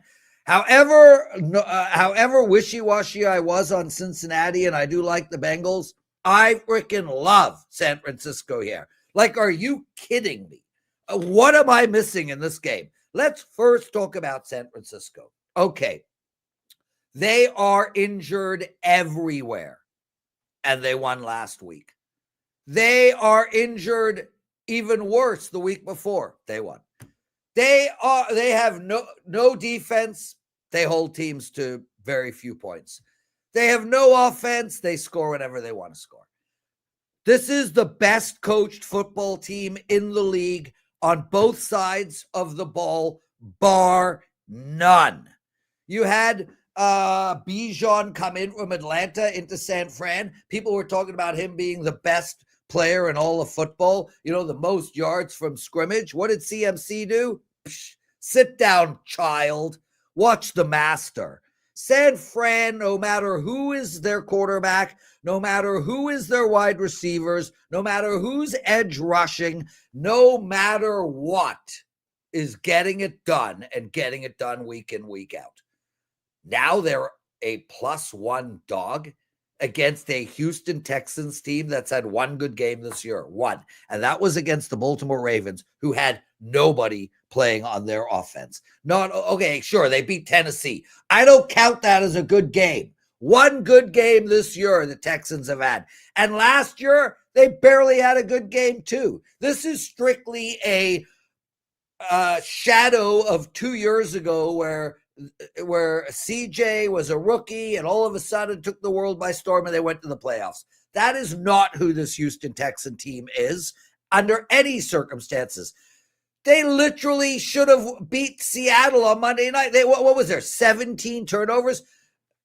Sam Darnold scored a touchdown for Houston, and Houston still couldn't stay within 8 against Seattle. San Fran is the play here, guys. And yes, you can hear how excited I am. My money will be on San Fran. Chicago, Baltimore. This one's tough. Baltimore -6.5, -7. We still don't fully know if Lamar is playing, but it seems like the bookmakers do, because there is no chance that this -6.5 exists if Lamar Jackson was not playing. So I'm going to handicap this based on the notion that he is playing, and I'm going to look to take over the total of 50.5. Firstly, hats off to the Chicago Bears. We were on them last week. We won. I think this is an up-and-coming team, a dynamic offense. Caleb is looking good. Their defense is looking fairly decent, medium rare, a top mediocre D unit, if you will. Not an elite, but right there. But I don't think I can get to the window with the Bears here. I really don't like the spot for Chicago at all. And if Lamar is coming back, this Baltimore team has to win out if they want to make it to the playoffs. And I think there is a chance, frankly, that they could. With that said, their defense, even though they have gotten back players in the last couple of weeks, still is not a good defense. And offensively, they're going to put up points. They're playing a Chicago team that's mediocre on defense, but offensively are putting up points. We have to look at over the total of 50.5 in this play. There's just no other way to bet it. Miami now going into Atlanta. Atlanta -7. Now, I don't know if you guys remember this, but like 5 weeks ago, I told you I knew a person who knew the owner of the Miami Dolphins and that there was no way Mike McDaniel was going to get fired, that the owner of the Miami Dolphins is in love with this guy. Well, as it turns out, Mike McDaniel still is the coach for the Miami Dolphins. That is shocking to me. Atlanta, however, is having quarterback issues right now. We don't know where Penix is. I'm going to have to just move away from this game, guys. We got a quarterback situation in Atlanta. We've got a situation, period, in Miami. If Penix does play, I probably would lean on Atlanta here, but there's just better options out there. Buffalo and Carolina for one. Buffalo -7.5, a total of 45.5. And I know it's in Carolina, and hats off to Carolina for playing much better ball, getting it done. This is a team that is on the rise, but keep in mind, they were at the bottom. So when I say they're on the rise, they've gone from a 0 out of 10 to a 4 out of 10. Now they're playing a Buffalo Bills team that we know a few things about. One, you don't want to play them after a loss. Two, you don't want to play them after a bye. Three, they create distance. If you go back and look at Josh Allen and the Buffalo Bills after the last 3 to 4 years, they beat teams by 20 points regularly. This is not a team that you should worry about -7 with. Buffalo is going to come out and lay this smackdown on this Carolina team. Take the Bills -7. As for smackdown being laid, the Philadelphia Eagles are done. The Philadelphia Eagles suck. The coach can't get the best out of his quarterback. The quarterback can't throw the ball. Their main defensive guy got so mad and angry at the team that he retired. The Eagles are done. If that's your narrative, you need some help, people, because that's the same bullshit narrative we heard last year after they lost 2 games. We heard the year before after they lost 2 games. Come on, man. No team is winning out. Green Bay went into Cleveland 3 weeks ago and lost. What, Green Bay done? No. This Philadelphia team had their moment. They're past their moment. They are now back and rolling, and they should smoke this New York Giants team. I don't know what the hell happened to the New York Giants in the game against Denver. Who cares? Call that game an anomaly. This Philadelphia Eagles defense is good enough to hold Jackson Dart and the New York Giants down, and defensively, the New York Giants are not good enough to deal with this Philadelphia Eagles team. And the same shit happened last year. Go look, guys. Go look at the Philadelphia Eagles' first 6 games and then see what they did the remaining 10. This Eagles team is about to go off. We're going to jump in front of it. I know it's -7. I know it's a division game. I know you people are all excited about some dude named Jackson. None of that matters. The champs are rolling. Take the Eagles -7. Cleveland playing New England. Hats off to the Cleveland Browns. Great defense. Very impressive. They've got to win. That division is still wide open. They're in the thick of things, given how bad that division is and how bad I think their leading team, Pittsburgh, is. With that said, I cannot bet Cleveland here. Now, I know this is another -7 for New England, but man, Drake May looks so good. This New England Patriots team has found a quarterback. Not only that, and I understand it was against Tennessee, but look what their defense did against Buffalo. This defense is playing really well and really, encapsulating Mike Vrabel's sort of personality.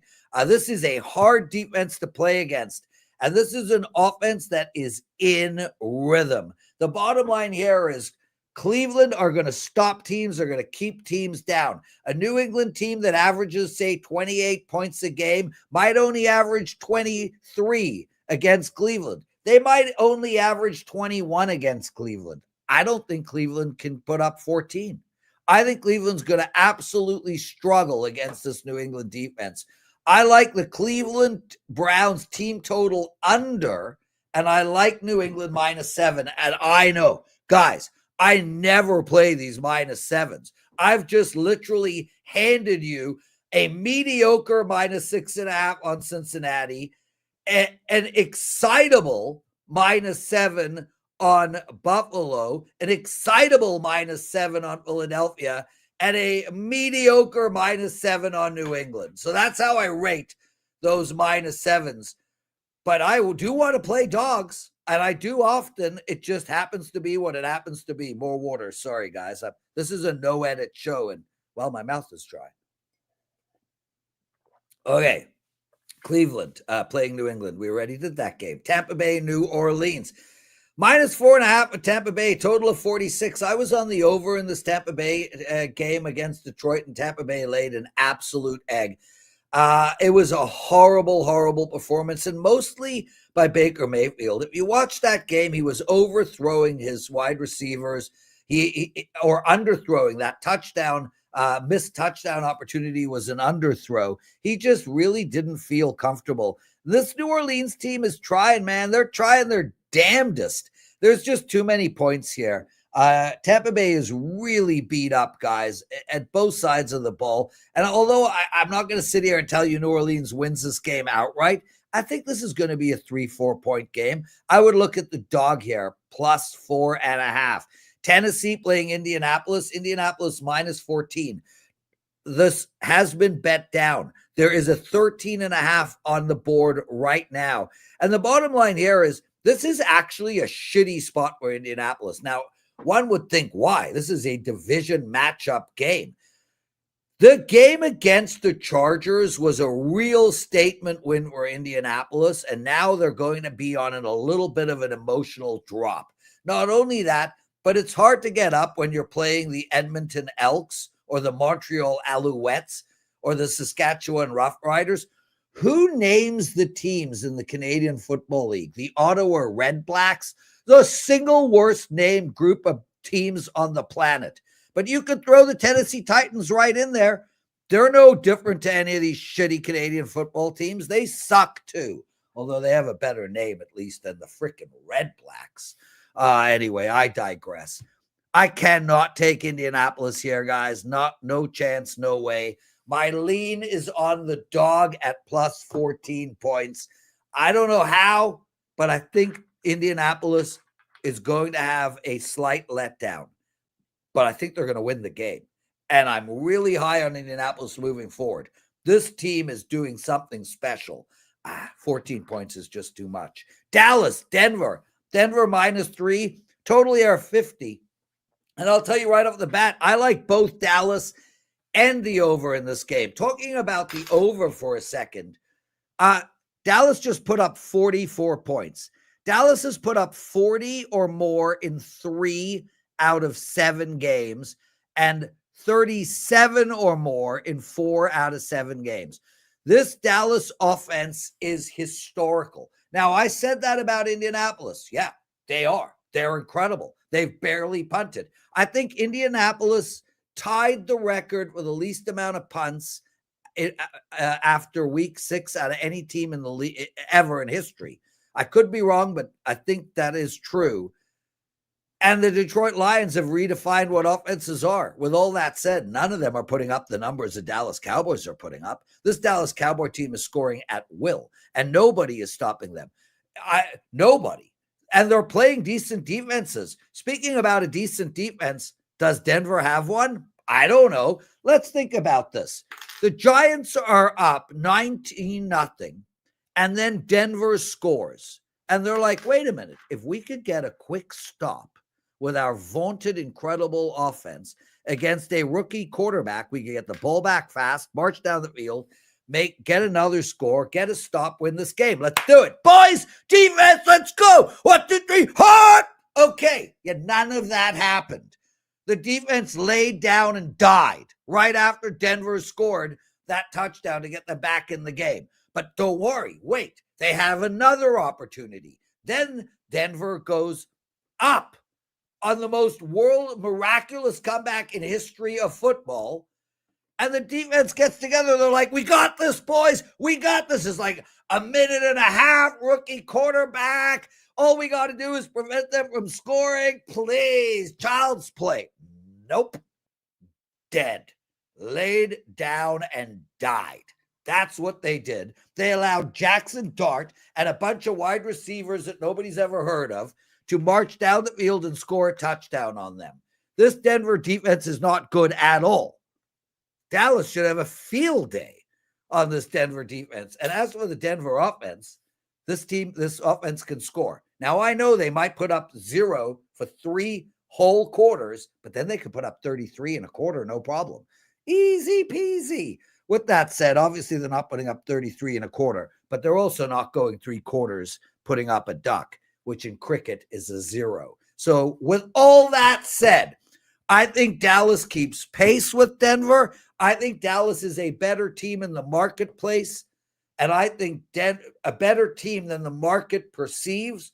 I think Denver is a worse team than the market perceives. I take Dallas plus 3.5, and I damn well for sure would bet the over in that game. Green Bay, Pittsburgh, Sunday night special. Green Bay minus 3. Aaron Rodgers playing a team that said, you're done. Move over. Jordan Love's time. Yeah, Aaron Rodgers is pissed. Yeah, it doesn't matter. You know, it makes no difference how horny a eunuch is. He still can't put out. Aaron Rodgers sucks right now. Okay, he doesn't suck right now, but he's not that great. And I don't think this Pittsburgh offense is that great. And I definitely don't think this Pittsburgh defense is that great. I think this Green Bay team is getting it done, and I think they had a scare. One of the things we speak about all the time, one of the best betting angles for me in sports betting is I want to play on a good team who just beat another team after playing very badly. So Green Bay played badly against Arizona. They should have lost, but they won. So now we have a good team who played like shit, but won their game. Next week, that is a team I want to be betting on. And I want to be betting on them against Pittsburgh because as much as Aaron Rodgers wants to beat Green Bay, you could be rest assured Jordan Love wants to beat Aaron Rodgers. I am not scared of the Aaron Rodgers narrative. This Pittsburgh team is not a good team. We're going to watch this Pittsburgh team give this division away. Take Green Bay minus the 3 and don't overthink this. As for Monday night, Washington against Kansas City minus 10.5. Take the dog here. This is way too many points, regardless of whether Jaden Daniels plays or not. I don't think that, look, Kansas City created huge distance against the Raiders. I get it. But this Kansas City team is not a team that over the last few years has won by 12 points, 15 points. And also Kansas City has not been that great in the first half of games over the last 3 years too. So you might want to look at Washington first half there. I don't think Washington is going to win this game. I think KC is back and ready to roll, but it's just too many damn points. We're going to look at the dog here. That's it, guys, for the NFL presidential address. 22 minutes of me. I hope you enjoyed it. Lots of love, everyone. Make sure to cheer for the Jays. I'm betting the Jays plus 200. There's a ton of value there. I know I'm a homer. I get it. But, you know, for all the great pitching that is coming out of LA, are there pitchers better than Max Fried? Are there pitchers better than all the pitchers on Seattle? I don't necessarily think so. And the Blue Jays ate those for lunch, had dessert on Max Fried. The Blue Jays aren't worried about LA's pitching, and the Blue Jays can hit with any team in the league. There's way too much value. 2-1? Thank you. Take the Jays with me. Other than that, what a show. Lots of love, everyone. We'll see you next week.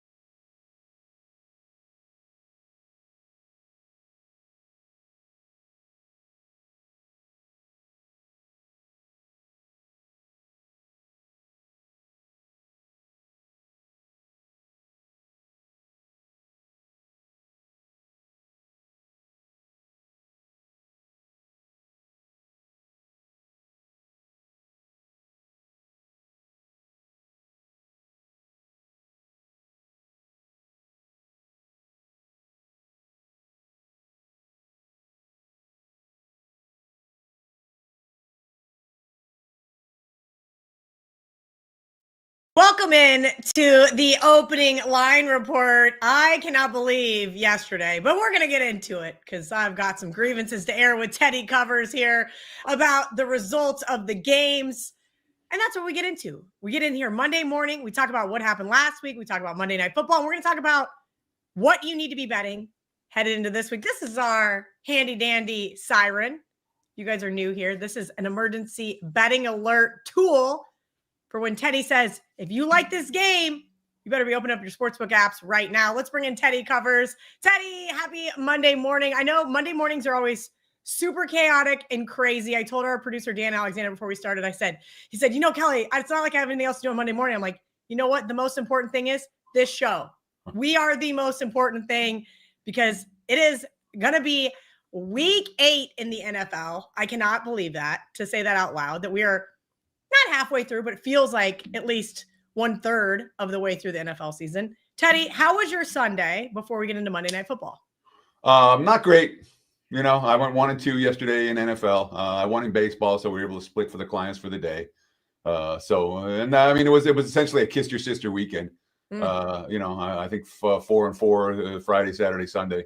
So nothing great, but at the same time, one of the keys is I didn't bury everybody. When you have a bad weekend, or a mediocre weekend, if you bury your clients, it's a problem. And luckily, knock on wood, I've been able to avoid the disaster weekend so far this season. You think by the end of the year, maybe 1 or 2, you have 1 or 2 of them might happen. But so far, so good in that regard. And of course, college football has been great, and Major League Baseball has been great. So the fact that the NFL has been decidedly mediocre is mitigated by that. So it's a no harm, no foul weekend, but nothing great. And I'm expecting to make money in this stupid league. Let's see if we can figure it out for this week. Good grief. The comment section's asking me where the coffee is. It's right here. And that's why I'm getting a little amped up this morning. Cause I'm not going to lie, Teddy, weekends like yesterday are so gut wrenching. They frustrate you. Teams that you expect to play better, play worse. Hand up, my worst part of the weekend was teasers. And those have been so good to me. Broncos ruined the teasers. Dolphins ruined the teasers. And then the nightcap, Falcons could not keep it within 8.5. So it was just kind of one of those weeks. Any advice for everybody before we get started? How to kind of just move past next week? This is Monday morning. We should already be putting that in our rearview mirror. Look, you're allowed to react to what happens. We're all human. All right.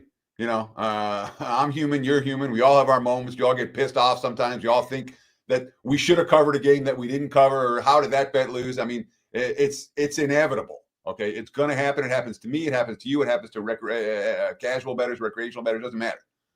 How do you deal with it? You take a breath. You have your moment, and then you come back and get to work. I mean, that's the only way to do it. And if you read the coaches, the quotes from some of these coaches and players, they do the same thing. They have a crappy Sunday. Oh, everything went wrong. Guess what? We're going to watch the film, which is for us. We're going to go back and take a look. What did we do wrong? What did we do right? And then we're going to see if we can correct it for this week. And that's exactly what as bettors that we have to do. So, and October, I'm telling you, October is a time. I've seen it, and I've been doing opening line reports for 20 plus years. I've been doing NFL on a weekly basis since before I moved to Las Vegas. I moved out here in 1998. October is a time of year where you're going to have a couple of weekends where A, all the favorites cash and the books get buried, or B, none of the favorites cash. You're going to have outlier weekends. I feel like more this month than any other month of the NFL season. So I guess mentally I'm more prepared for it. But I haven't gotten a whole lot of close games to go my way in 2025 so far. And I know that doesn't last forever. I'm putting the work in. I'm expecting the results of the weird finishes at some point to get closer to 50-50 than it's been for me this season. And when that happens, I expect the results to turn. No, Teddy, you're absolutely right. Yesterday after the 1 o'clock slate, I felt pretty demoralized, but I said, hey, guess what? Circa just released those college football lines. You still have to get to work. So I did. Now we've got a pair of Monday Night Football games yet again. I'm kind of liking these doubleheaders. at least here on the East Coast, I like the early start. I don't know how you feel about it there on the West Coast, but I find it very interesting, at least from a watchability perspective. Tampa Bay just getting no respect at this point in time here in the marketplace. The Lions, we're starting to even see 6.5s pop up. And Sean Michael from the comment section actually DM'd me earlier and he goes, Kelly. And I said, what do you expect? All the money line parlays are going to be tied to Detroit. The books have to take a position. Teddy, talk to me about this first Monday Night Football game. Sure. And of course, before I talk about the two games tonight, I just want to let you guys know I do have a rare 5% big ticket going this evening in MLB. I'm also involved in one of these two games this evening. We got a promo code today. It's real simple. Half off. HALFOFF. Half off. Take half off. Visit my page, www.buzz.com/TC, to get that 5% big ticket in MLB tonight, or the package that includes the Monday Night Football I'll play, and use promo code half off to take half off of that package. When it comes to Lions and the Bucks, Detroit off a loss in the damn Campbell era. I think they're 11-0 straight up, 11-0 ATS last 11 tries. The betting markets are interested in that because Detroit's off a loss. B, the Bucks have injury issues, significant injury issues, even with their receiving core getting healthy or healthier. That doesn't mean that the rest of the team is getting healthier. That just means that some big name guys are coming back, in theory, for Tampa tonight. And of course, the Lions in revenge, they lost at home to Tampa last year in a game that they dominated in every way but the scoreboard and the red zone execution. So there's been a fair bit of Detroit support in the markets. 6.5s popping up, but 6 really the prevailing number right now. And again, we're likely to see Detroit money. We're likely to see over money in the first game before kickoff. I don't know if it's going to be enough Detroit money and over money to push this. We're not seeing a 7 for this game. So it doesn't get higher than 6.5. All right. Doesn't get higher than 6.5. So if you like the Bucks, Teddy, would you recommend people buying them at 6.5? Or is this just a point where there's this, I feel like this is just so fishy. I know that's the word Ariel Epstein uses a lot, but it just seems, we've got Ibuka coming back.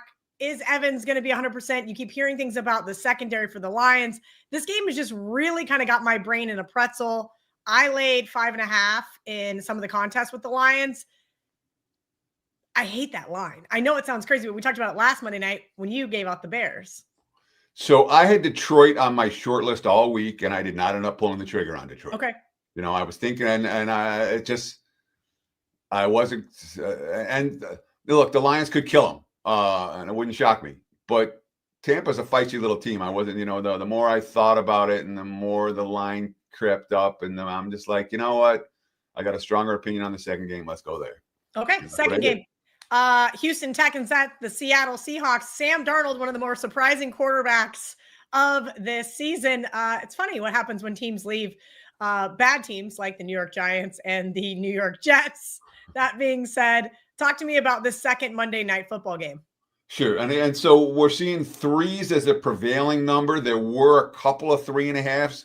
I thought overnight we might see the market move to 3.5. We have not done that. That hasn't happened yet. I'm not sensing that it will. I think it's going to hold 3 with juice for Seattle. Total sitting in the 41 range. There were 40.5s out there. Those have been bought up. I wouldn't be surprised if we see a little bit more over money. If you like the under, you can wait. If you like the over, you might want to lock in right now at 41. And again, we talk about same thing with the emergency betting alerts. All right. I'm not talking about my opinion for the game. I'm talking about if you like this side, when is the best time to bet it? Or if you like this total, when is the best time to bet it? And for Houston, Seattle, if you like it, I wouldn't argue if you like the over, grab a 41 now. If you didn't get a 40.5, I don't think you'll see better than that between now and kickoff. All right, let's get into Thursday Night Football. One of the losses that, thank goodness, Teddy somehow still covered the teaser. Otherwise, I might have went over the deep end, was the Vikings. I gave them out as my barking dog on bet on it. And Carson Wentz was so incredibly frustrating. Then on the flip side, I felt like the Chargers were that wise guy everybody I know's on the Chargers. Colts made it easy for the teaser side of things.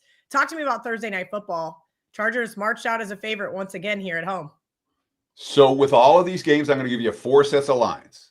I'll give you the look-ahead line. This is the bettable line on these games from last week. I used the Westgate Superbook as the opening numbers for last week so we can see how much the one game affected the current marketplace. Then I'll give you my powering number for every team. That includes home field edge and team A, team B. It does not include anything situational. Then I'll give you the opening numbers, what we saw last night, and I wrote these down in the first half of Sunday Night Football last night. And then we'll talk about where the number is sitting right now and what we can expect moving forward. So with Minnesota and the LA Chargers, look ahead line, Chargers -3, total of 43. I bet against LA yesterday and on Minnesota. So I got one right and one wrong.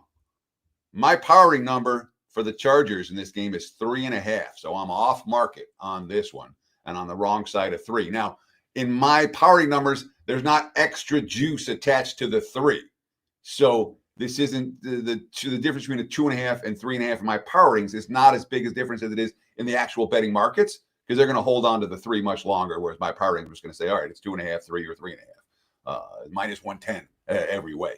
But my powering number says Chargers 3.5. The market's open 2.5, 43.5 last night, and we've seen nothing but over money. We're seeing 3s popping up right now for LA and over they're up to 44.5, even 45 at some books. And let's get that red light out right here, right now. All right, my number says 3.5. It opened 2.5.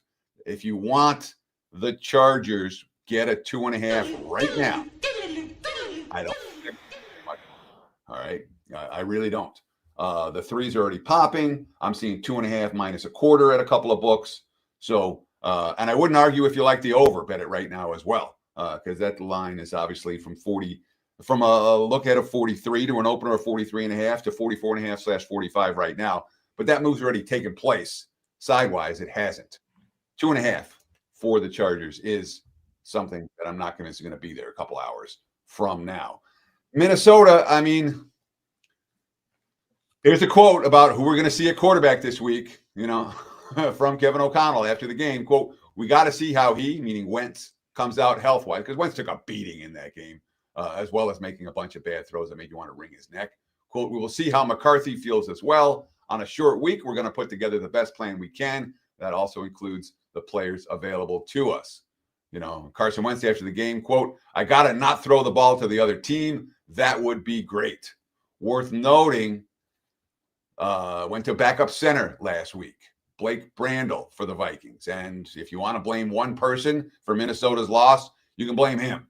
Bad shotgun snap sailed over Wentz's head, cost him 22 yards in the first quarter, would run over for a 3rd down sack in the 4th quarter from the 10-yard line. Issues on the offensive line for Minnesota, and that's a big part of why they went 1 for 6 in the red zone. And, of course, -2 turnovers, including the pick 6. And when you're 1 for 6 in the red zone, you're -2 in turnovers, and you have a pick 6, and your defense get gashed the way they did, and they only lose by 1 score, Minnesota had chances, but the top got blown off the knee for that defense. Meanwhile, the Chargers, they've lost 3 out of 4. Remember, they started the season 3-0, now they're 1-3. Justin Herbert was unbelievable yesterday.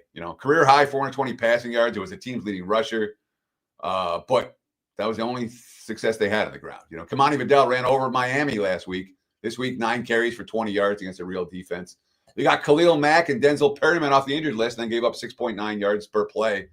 I like the leadership from the Chargers after the loss. Derwin James, quote, it was all on us, talking about the defense. We could have prevented a lot of it. Just starts with reading your keys. We got to be better. We didn't do that today. Justin Herbert talking about the offense. Yeah, I think it's on us. We just can't do that. We can't expect to win games when I turn the ball over in the red zone like that. So both offense and defense taking responsibility. That's a positive sign. That being said, you look at the offensive line for the Chargers, and that's why I wouldn't play this game over. I know the markets are moving that way. I'm not playing it this way. Obviously, you have Slater out for the season. You have Joe Alt hurt. You got Trey Pippins hurt. Mekhi Becton went out yesterday for the Chargers. The running backs are non-existent anymore. There's some real cluster injuries for LA up front, and that's likely to be a problem moving forward, just like it was yesterday. This is an interesting game, Teddy, because prior to last Thursday, I would have said it was an absolute and utter dumpster fire. But I wonder if Joe Flacco is going to be able to revive this Cincinnati Bengals team. On the flip side, Justin Fields, see you later, buddy. Insert Tyrod Taylor, who's just as bad. So, look ahead line here. Note this look ahead line. All right. Cincinnati minus 2.5. Total 42.5. Now, my powering number, Bengals 6.5. The markets last night, I couldn't believe there were 4.5s out there last night. There were 4.5s, 5.5s, and 6s. I thought that was low. Obviously, the 6.5, total 44.5. And what are we seeing today? Well, the 4.5, 5s, and 5.5s, and 6s have all been bought up. And now it's 6.5 for Cincy against the Jets. The market's crashing on New York. And, of course, Aaron Glenn, he's looking like this year's O.J. Mayo. He's looking one and done right now. Obviously, the team hasn't won a game, and the Jets haven't scored a touchdown in the last 2 weeks. But, I mean, since the start of camp, the reports at a Jets camp, the Jets locker room was, the buzz was, this passing game isn't working. This passing game isn't working. I remember reading that like the first week of training camp. And then in the preseason, the Jets passing game didn't work. And guess what? Here in the regular season, the Jets passing game didn't work. Justin Fields was awful again. He got benched mercifully, and then Tyrod Taylor came in and threw 2 picks. They had 12 first downs, 3.7 yards per play, 2 turnovers. Defense didn't force any turnovers again. They only reached the red zone once. That's at home against Carolina. So Aaron Glenn, after the game, who's going to be the starting quarterback? I don't know. Let's see. We'll make the right decision. Whatever the decision is, I'm going to go with it, and we're going to move forward. That's not a quote I was looking for. But the Jets aren't a team, that's going to attract a lot of betting market support right now. Cincy likely is. And Cincy, look, 27 first downs, 142 rushing yards at 6.2 yards per carry, 328 passing yards from Flacco, 7 of 14 on third downs. You know what happened with the Bengals? Their offensive line started playing better. Chase Brown, 100 rushing yards, the best game of the year. Jamar Chase, 16 catches. Flacco knows who to throw to. They scored on 7 of the last 8 possessions. They won for the first time since Burrow got hurt back in week 2.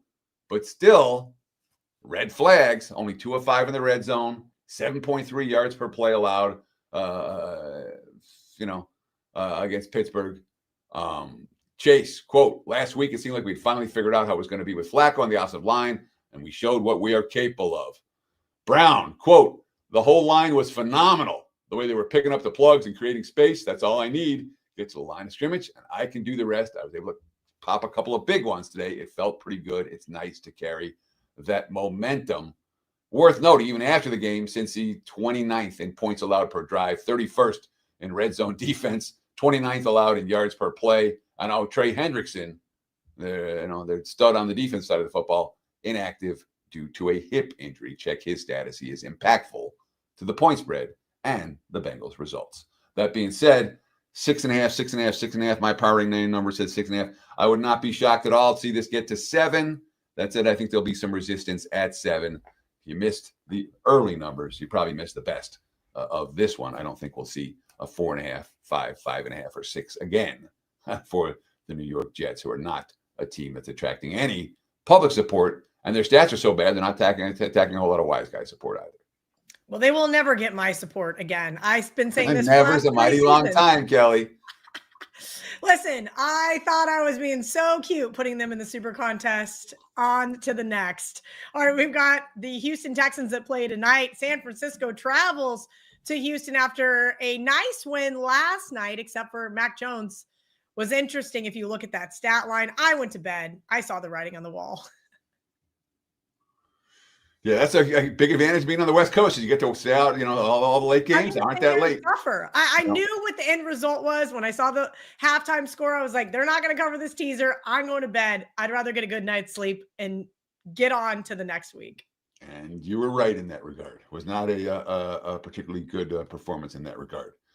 Look ahead line here. Houston minus 243. My powering number going into Monday Night Football. Houston minus 2.5. The market's opened 1.5, 2/2.5, 43.5. The total. We've seen under money come in, and I'm seeing 1.5 now as a prevailing number for the Texans as they go into Monday Night Football. If you like Houston tonight, wouldn't argue with the concept of playing them either a 2-team parlay, Texans tonight, Texans next week, or making 2 bets on Houston. If Houston looks good, let's say if Houston upsets Seattle this evening, this number likely to be a little bit higher. No Bosa, no Warner, no problem for the 49ers. They held the Falcons to 10 points. The defense made plays all night long. I give them credit. I did not expect that from a defensive standpoint. That being said, Max Jones didn't throw a touchdown. Christian McCaffrey basically did everything. Leading rusher, 114 yards on the ground. Leading receiver, 7 catches, 72 yards. 30 touches for McCaffrey. The team ran 62 plays. Like the Bengals. They're like, let's go to Chase over and over again. 49ers, smart enough to know McCaffrey's our guy right now when everyone else is hurt. That's an injury report that's a mile long. I do worry about San Francisco moving forward. And as for the Texans, they got the Monday Night Football against Seattle tonight. They're off a win against Baltimore, a blowout win against Baltimore, and a bye week. So if they do win tonight, they'll be on a short week off 3 straight wins. That could be one of those exhale spots in theory. All right, next up, Teddy, let me get my notes open because I was too busy looking at this Bears team. Man, I don't know what to make of the Chicago Bears, Teddy. I bet they're under 8.5 wins. I do a show right after this in the afternoon with Crack. He said he liked 8.5 wins. All the wise guys were on the over. And I felt really smart after the first couple of games. Now Bears have won 4 straight. Ravens off a bye. Make this one make sense. So I spent a lot of time last night thinking about my Baltimore power rating and where I wanted to power rate this game because my number came way off the market, and I thought about it and made an adjustment, and then it still came way off the market. That being said, look headline, Ravens 6.5, total 48.5. My powering number, Baltimore 3.5. And let me tell you where I power rate Baltimore. I power rate them as a good team. I did not power rate them as an elite team. I did not power rate them with Kansas City and Philadelphia and Detroit. I power them, 3, 4, 5 points lower than those teams right now. The markets clearly are power rating Baltimore right there. 1-5 Baltimore with all their injuries. Given the point spread here, the markets are powering Baltimore right there with Detroit and Kansas City and Philadelphia as the best teams or one of the best teams in the league. And I'm not there with this 1-5 squad. I'm just not. So anyhow, my powering number was 3.5. The markets opened last night 6.5/7. Total 49.5. And what are we seeing today? 6.5/7. Total 49.5. So we haven't seen a whole lot of movement from last night. And when you have a split like this, all right, Lamar Jackson's expected to play. And how much do we adjust for Lamar Jackson? Now, I think 6 points, which is too much. But I was so far off the mark, and I'm like, look, this is Baltimore's at least a decent team. They're a good team. I thought there's clearly significant wise guy support for the Ravens. Again, they're still like co-favorites to win the division. They're sitting 1-5 right now. So, but there were some impressive things from Chicago yesterday. Complete domination in the trenches. How often are we able to say that against the Bears in the last decade? Not often. They had 222 rushing yards to 44 for the Saints. The defense had 4 sacks. Caleb Williams only went down once. But why is Chicago doing what they're doing? It's easy to figure it out. It's the 4th straight game where the defense has forced at least 3 turnovers. They forced 4 turnovers in 3 of those 4 games, including yesterday. They were +3 margin. This is their longest win streak in 6 years. All right. The Bears lead the NFL with 16 takeaways. They lead the NFL with a +11 turnover margin. All right. How long does that last? If they keep doing it, they're going to keep winning games and covering point spreads. When teams are +3 turnovers every week, they win games and cover point spreads. Ben Johnson, quote, we don't win the game if the defense doesn't play that well. They're an outstanding job. Kind of felt it over the course of the week there. With 2 practices, we were able to get that in schematically. Dennis Allen had some really good thoughts. We were going to be able to put some stress there on the offense. It was huge. Not necessarily as easy to do that against Baltimore, putting stress on the offense versus New Orleans in that regard. Baltimore, what's wrong with them? Well, okay. I'll read some quotes from the bye week. for the 1-5 team. Tyler Lindenbaum, quote, the only worst thing is 0-6. So, yeah, it's a big hole. We're going to have to bounce back, take some time to reflect. We'll have 11 games left to try to run the table. Baltimore, 88% touchdown rate in goal-to-goal situations this year. This year, they're at, or last year, this year, they're at 57%. Derrick Henry, quote, that kind of pisses me off. Unacceptable, not good enough. Seems like a repetitive thing, which is kind of frustrating. Ravens, 10 turnovers this season, third most in the NFL. They had 11 for the entirety of last year. Derrick Henry fumbled each of the first 3 games. Cooper Rush threw 4 picks. Zay Flowers lost the ball twice last Sunday or 2 Sundays ago, which cost Baltimore backers significantly. Harbaugh, quote, to me, ball security couldn't be more emphasized in practice or games. It just couldn't be, but we're going to have to find a way to make it even more important because it's happening too much. You can't win by turning the ball over. You want to look at why the record is what it is. Start with that. So again, 11 turnovers all of last year, 10 so far this season. They only have 8 sacks so far this year. Harbaugh, quote, it's been a challenge all year to generate pressure. We're going to have to manufacture pressure. Our guys are going to have to step up, create pressure on the 4-man rush. This team has had the most sacks in the NFL over the last 2 years combined, 114. This year, nothing.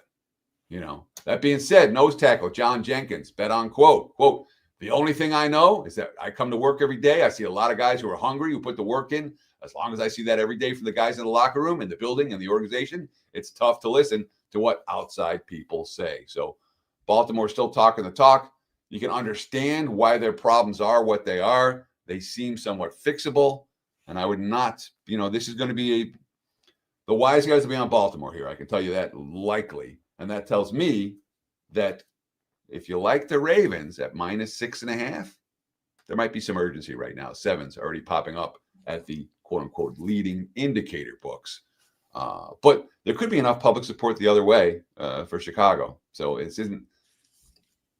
Teddy, I know we're emergency bet it. Okay, I was gonna say I know we're running long, but are we doing this? Can you also touch on, please? I already texted my partners just now. I was like, all right, are we playing the Ravens this week in Survivor? Talk me off taking the Ravens this week in Survivor, please. They're 1-5, and they're facing the hottest Bears team out there. And, if they're not turning the ball. Again, Chicago keeps winning the turnover battle. 4 weeks in a row, winning by margin. Chicago wins it. If they keep doing that. And there were a couple of quotes. I know we were running out of time. I didn't read them. There were other quotes that I saw about how the Bears expected to continue doing that. So, talked about those 2 games, been thinking about them for months. I didn't feel comfortable enough. And honestly, I think I saved myself some money because the overtime, whether I chose Rockets team total under or that would have been a disaster. So it was good for me to be on the sidelines yesterday. How's everything for you and how you feeling today? Doing good, Ski. There was one NBA play for me yesterday. We talked about it here. The Golden State Lakers game over the total. Barely got there, but it did get there. Real second half flurry. Again, Ski, how about Golden State third quarter one more time, right? 35-25 last night. They win. Maybe that's a thing we can pick up again this year. But the total did get there. And then I had a college football total with the Kennesaw State game over, and that got over the total. So it was 2-0. Small plays, but still 2-0's 2-0. We'll take it. 2-0. I mean, if you do that every day, man, you go get you a nice island, Ravino. Yeah. We'll take 2-0 every single day. You come visit me out there on the island. All right, as long as you got the tequila pineapple, we'll be good. All right, let's get to some actionable info. We have a lot of games. I didn't count them all, but I think I'm going to eyeball. I think it's 11 or 12. We'll see. So we won't talk about all of them, as much as we did those 2 games yesterday, but the ones we feel stronger about, we'll get to. And also, I want to throw this out there. It's the beginning of the season. You don't get the normal, we don't have numbers to go off of, no recent performance, no anything. So it'll be a little bit different of a handicap and show than what you'll probably see, 2 weeks from now. All right, Vino, let's get to it. Cleveland, New York is first up, 505, 506. That opened up New York -3.5. Flip of favorites. Cleveland is now -3.5. Total open 229.5, and I'm seeing 226.5. Literally right before I did the show, I think I just saw that injury with Karl Anthony Towns. So let's take a look here. Refresh, because like I told you off air, every 5 seconds somebody's ruled out. No Mitch Robinson, no Josh Hart. Towns is listed as doubtful. I thought I saw him out, but maybe I guess I should double check. But I swear I just saw him listed as out right now, and that's why the number came down. Doubtful, probably just as good as out. OG Anunoby is probable. For the Cavaliers, no Max Strus, no Garland. Then you have Hunter, questionable. These are supposed to be two of the top teams in the East here, Ravino. And again, I have to change the spread and total here because the lines are moving, as we speak. But it's not the matchup that we were looking forward to with everybody out for New York, right? They could be down three key guys. They are down 3 key guys. For Cleveland, they do have more of their core. I mean, at this point, it seems like it's Cleveland's game to lose, Ravino. I'll tell you this before I pass it to you. I did bet under in this game. And, some of why I liked it is gone away now. But I still think it could potentially get there. The things that I was saying that I like that are gone are, I like Mitchell Robinson being able to protect the paint, Karl Anthony Towns being able to protect the paint, and you have another pair of bigs on the other side who can do the same thing in Mobley and Jared Allen. But we're not going to get those 2 bigs for the New York side. Other than that, the pace without Darius Garland for that Cavaliers team definitely dropped last season. I know they got an addition, and Lonzo Ball. We'll see if he'll keep the tempo going. But between that, also missing a shooter and Max Strus, I was looking towards an under. 229.5 is the number I got. We're now looking at 226.5.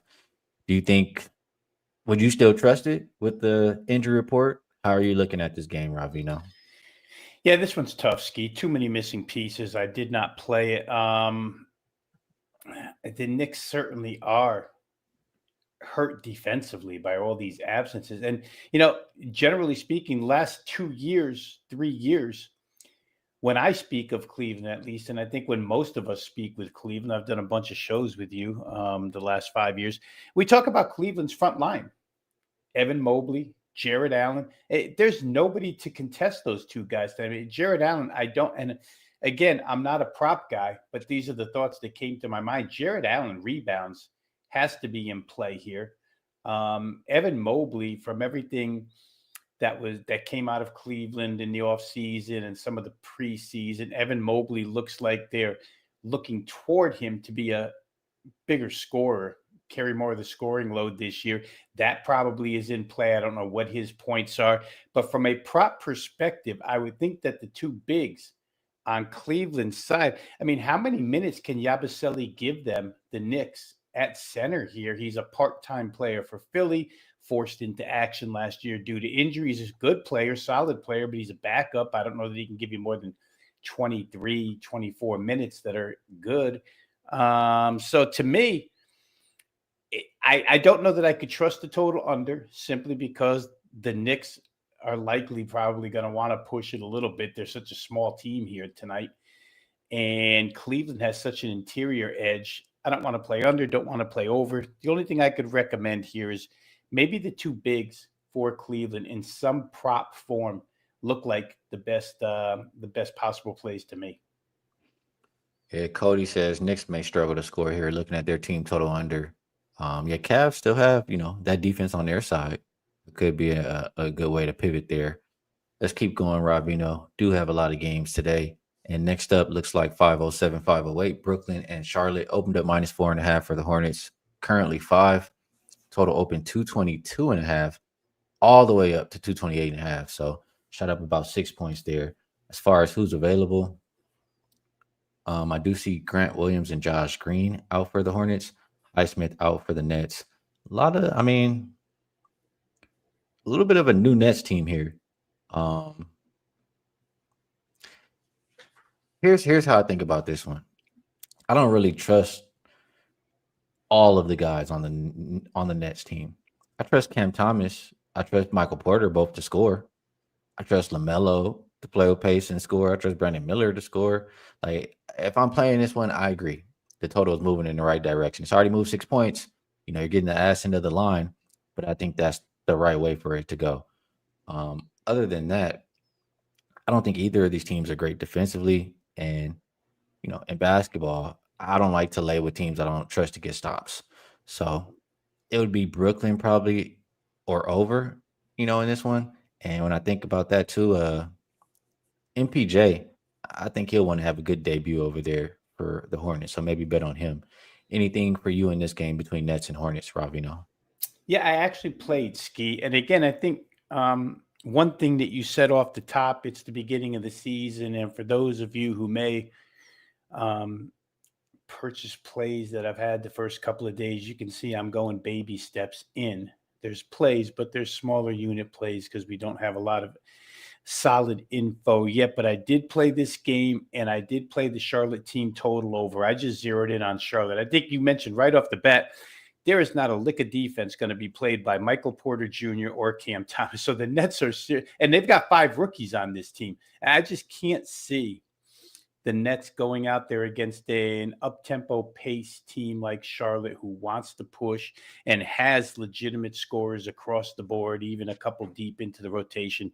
Number was 115.5 yesterday at first Ski. When I got it, when I recommended it, it had jumped up a point to 116.5, but I still think Charlotte is likely in that 117 category. One thing I think we know we're going to get here is a lot of opportunity.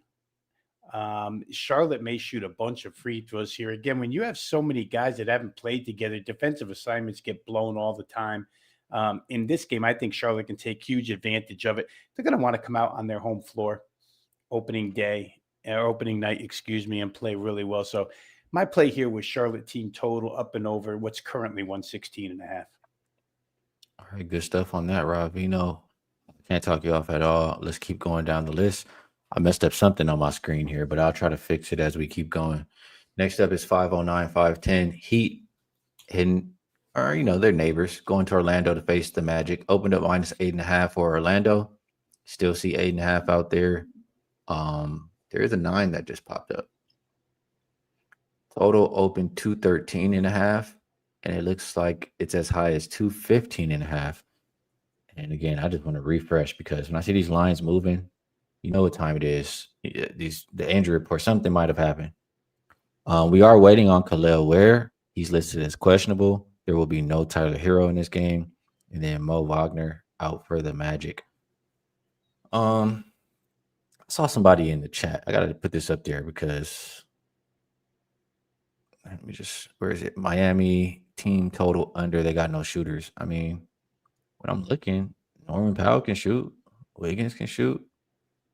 Davion Mitchell can hit a couple jumpers. It's not like they don't have anybody. But I do think, they can struggle going up against this Magic defense. I mean, we've seen the last year, the year before, I think even as well, very, very good defensive team.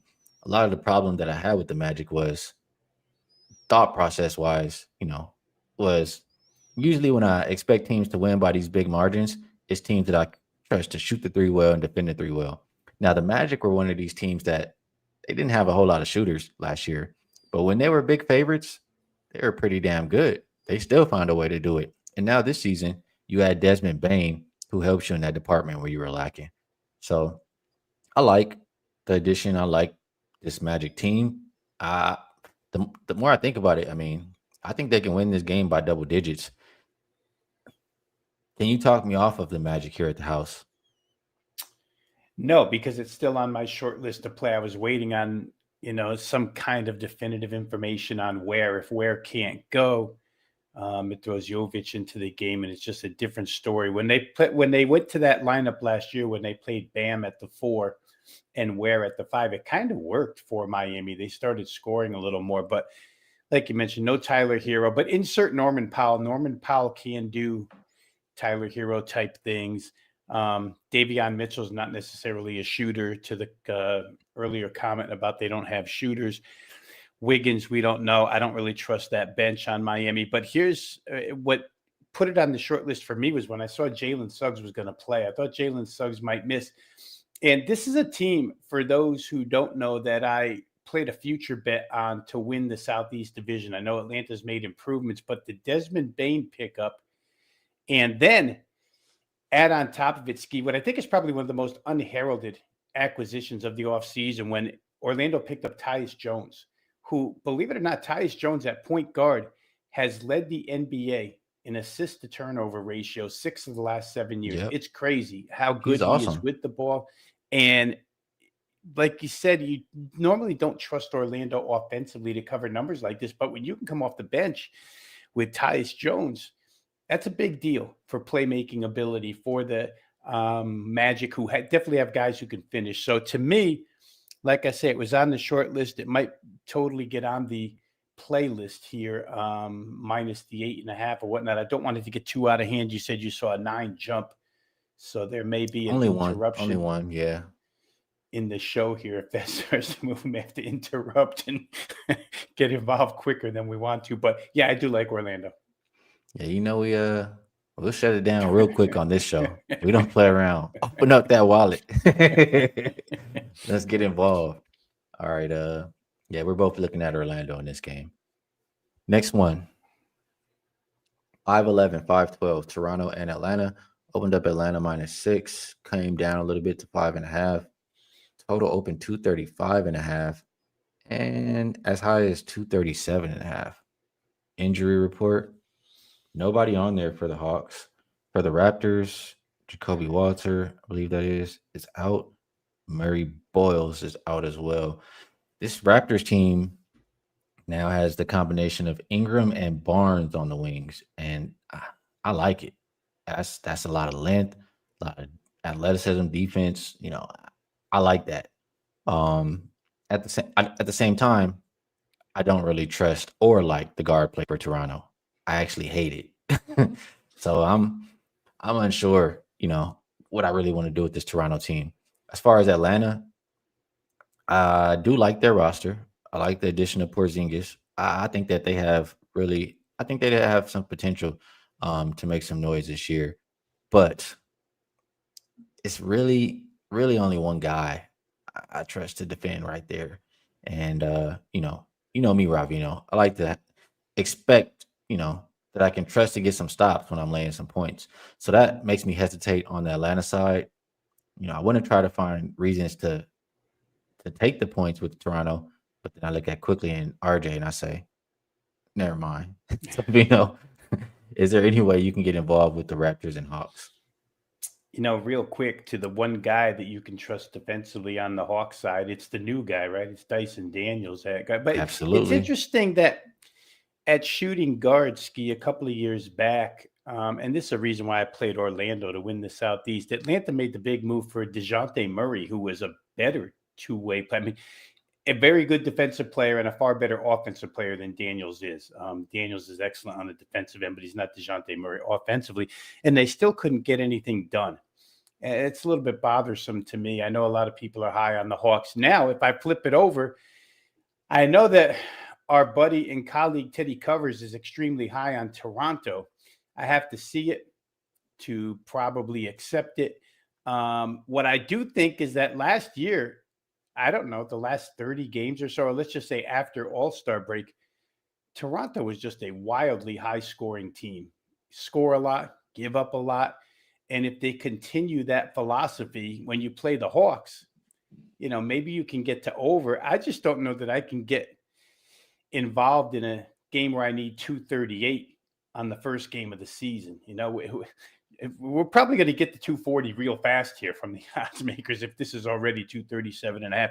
It took double overtime last night, like you say, in that OKC Houston game to get to where it was. They're far better defensive teams. I don't know. Don't like the game as far as betting it is concerned, but I want to see what Toronto looks like on the floor here for a couple of games. And, if that guard play is anything at all, they should be able to score. I know Emmanuel Quickly is going to charge that team up and down the floor, so you should get opportunities here.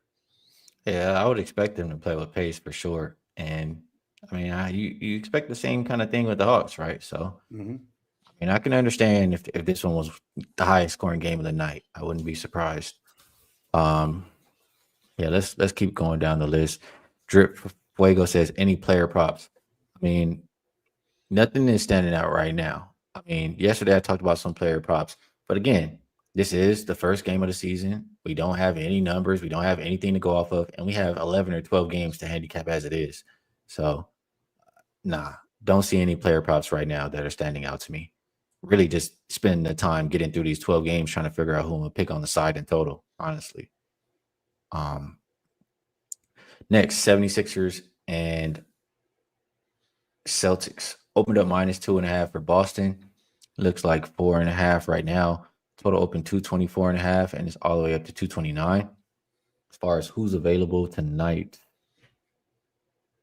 Jaylen Brown is still questionable. We know there's no Tatum for Boston. Paul George is out. McCain is out. Wofford is out for Philly.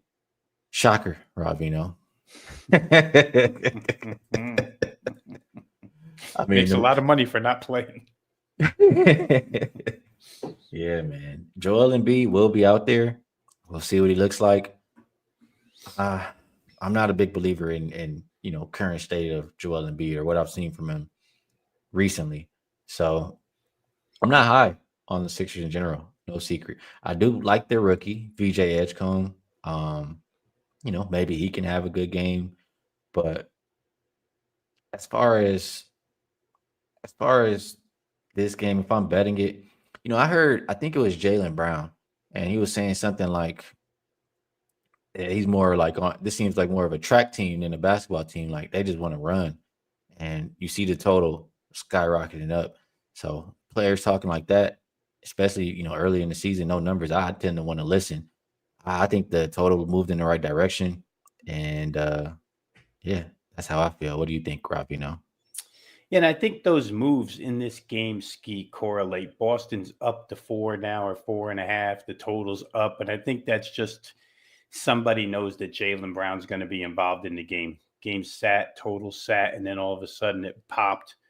And I think that probably means Jaylen Brown's involved. And I can't disagree with him. When you look at their new look lineup, Ski, and we know Boston wants to shoot 53s a game. Peyton Pritchard, Derek White, Sam Hauser, Jaylen Brown, all in the starting five. That's crazy. You're going to get an awful lot of pace. You're going to get an awful lot of three-pointers. And on the other side, it's the same thing. I mean, a couple of preseason games here locally, watching the Sixers, VJ Edgecombe, and again, it's preseason, but we saw him at Baylor, gets out on the wing. He's a tremendous athlete, good finisher, looked good in preseason. Having Tyrese Maxey back is huge. Quentin Grimes was the leading scorer for Philly last year. Once all the starters went down and they were playing with that backup unit, the guy they went to was Quentin Grimes. So they've got all kinds of scoring in their lineup. There's nobody to contest Embiid if, in fact, he is healthy enough to play well tonight. He looked pretty good in preseason. I will say he doesn't look like he's struggling movement-wise. So I could understand the total. I should have been there to start with at the 224.5. But now that's quite the move up to 229, 229.5. But I certainly understand it because I think this is going to be some form of track meet. All right, next game up, Pistons and Bulls, 515, 516. Open -2.5 for Pistons. I think he got up to 4.5 and came back down once Chicago's injury report got a little cleaner. Total open 234.5. Went down. Now that the injury report is cleaner, it went back up to 237.5. Kobe White out, Zach Collins out. Karis LeVert is probable for Detroit. No Sasser is doubtful, I'm sorry. And Ivy looks like he's going to be out. I did play this game, and I don't like to see the total going up when I bet an under, but really my thought process is, again, we don't have the numbers and all this stuff. My thought process was, you're missing a lot of points in pace without both Kobe White and Jaden Ivey. That was the basis for it. But I'll ask you, with this total on the rise, do you think it's the wrong side to be on the under, or how are you viewing Detroit and Chicago? Well, I will say this to your case. anybody who's taken the time to listen to Billy Donovan, I mean, he's trying to tell everybody defense and physicality. Those are the first two words out of his mouth about this season. It's a 360-degree polar opposite of what the Bulls have been.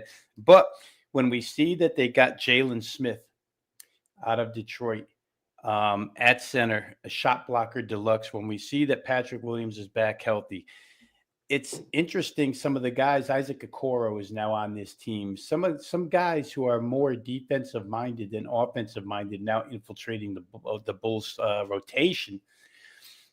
I mean, you can't just believe the coach because he says that's what he wants to do. The players still have to do it. But I'd rather take a night and see if the Bulls do play any form of defense. Pistons can score. They didn't have Jaden Ivey all last year, basically, and they still scored. So they've got players. Duncan Robinson in their starting lineup is kind of interesting. All shoot, no defense.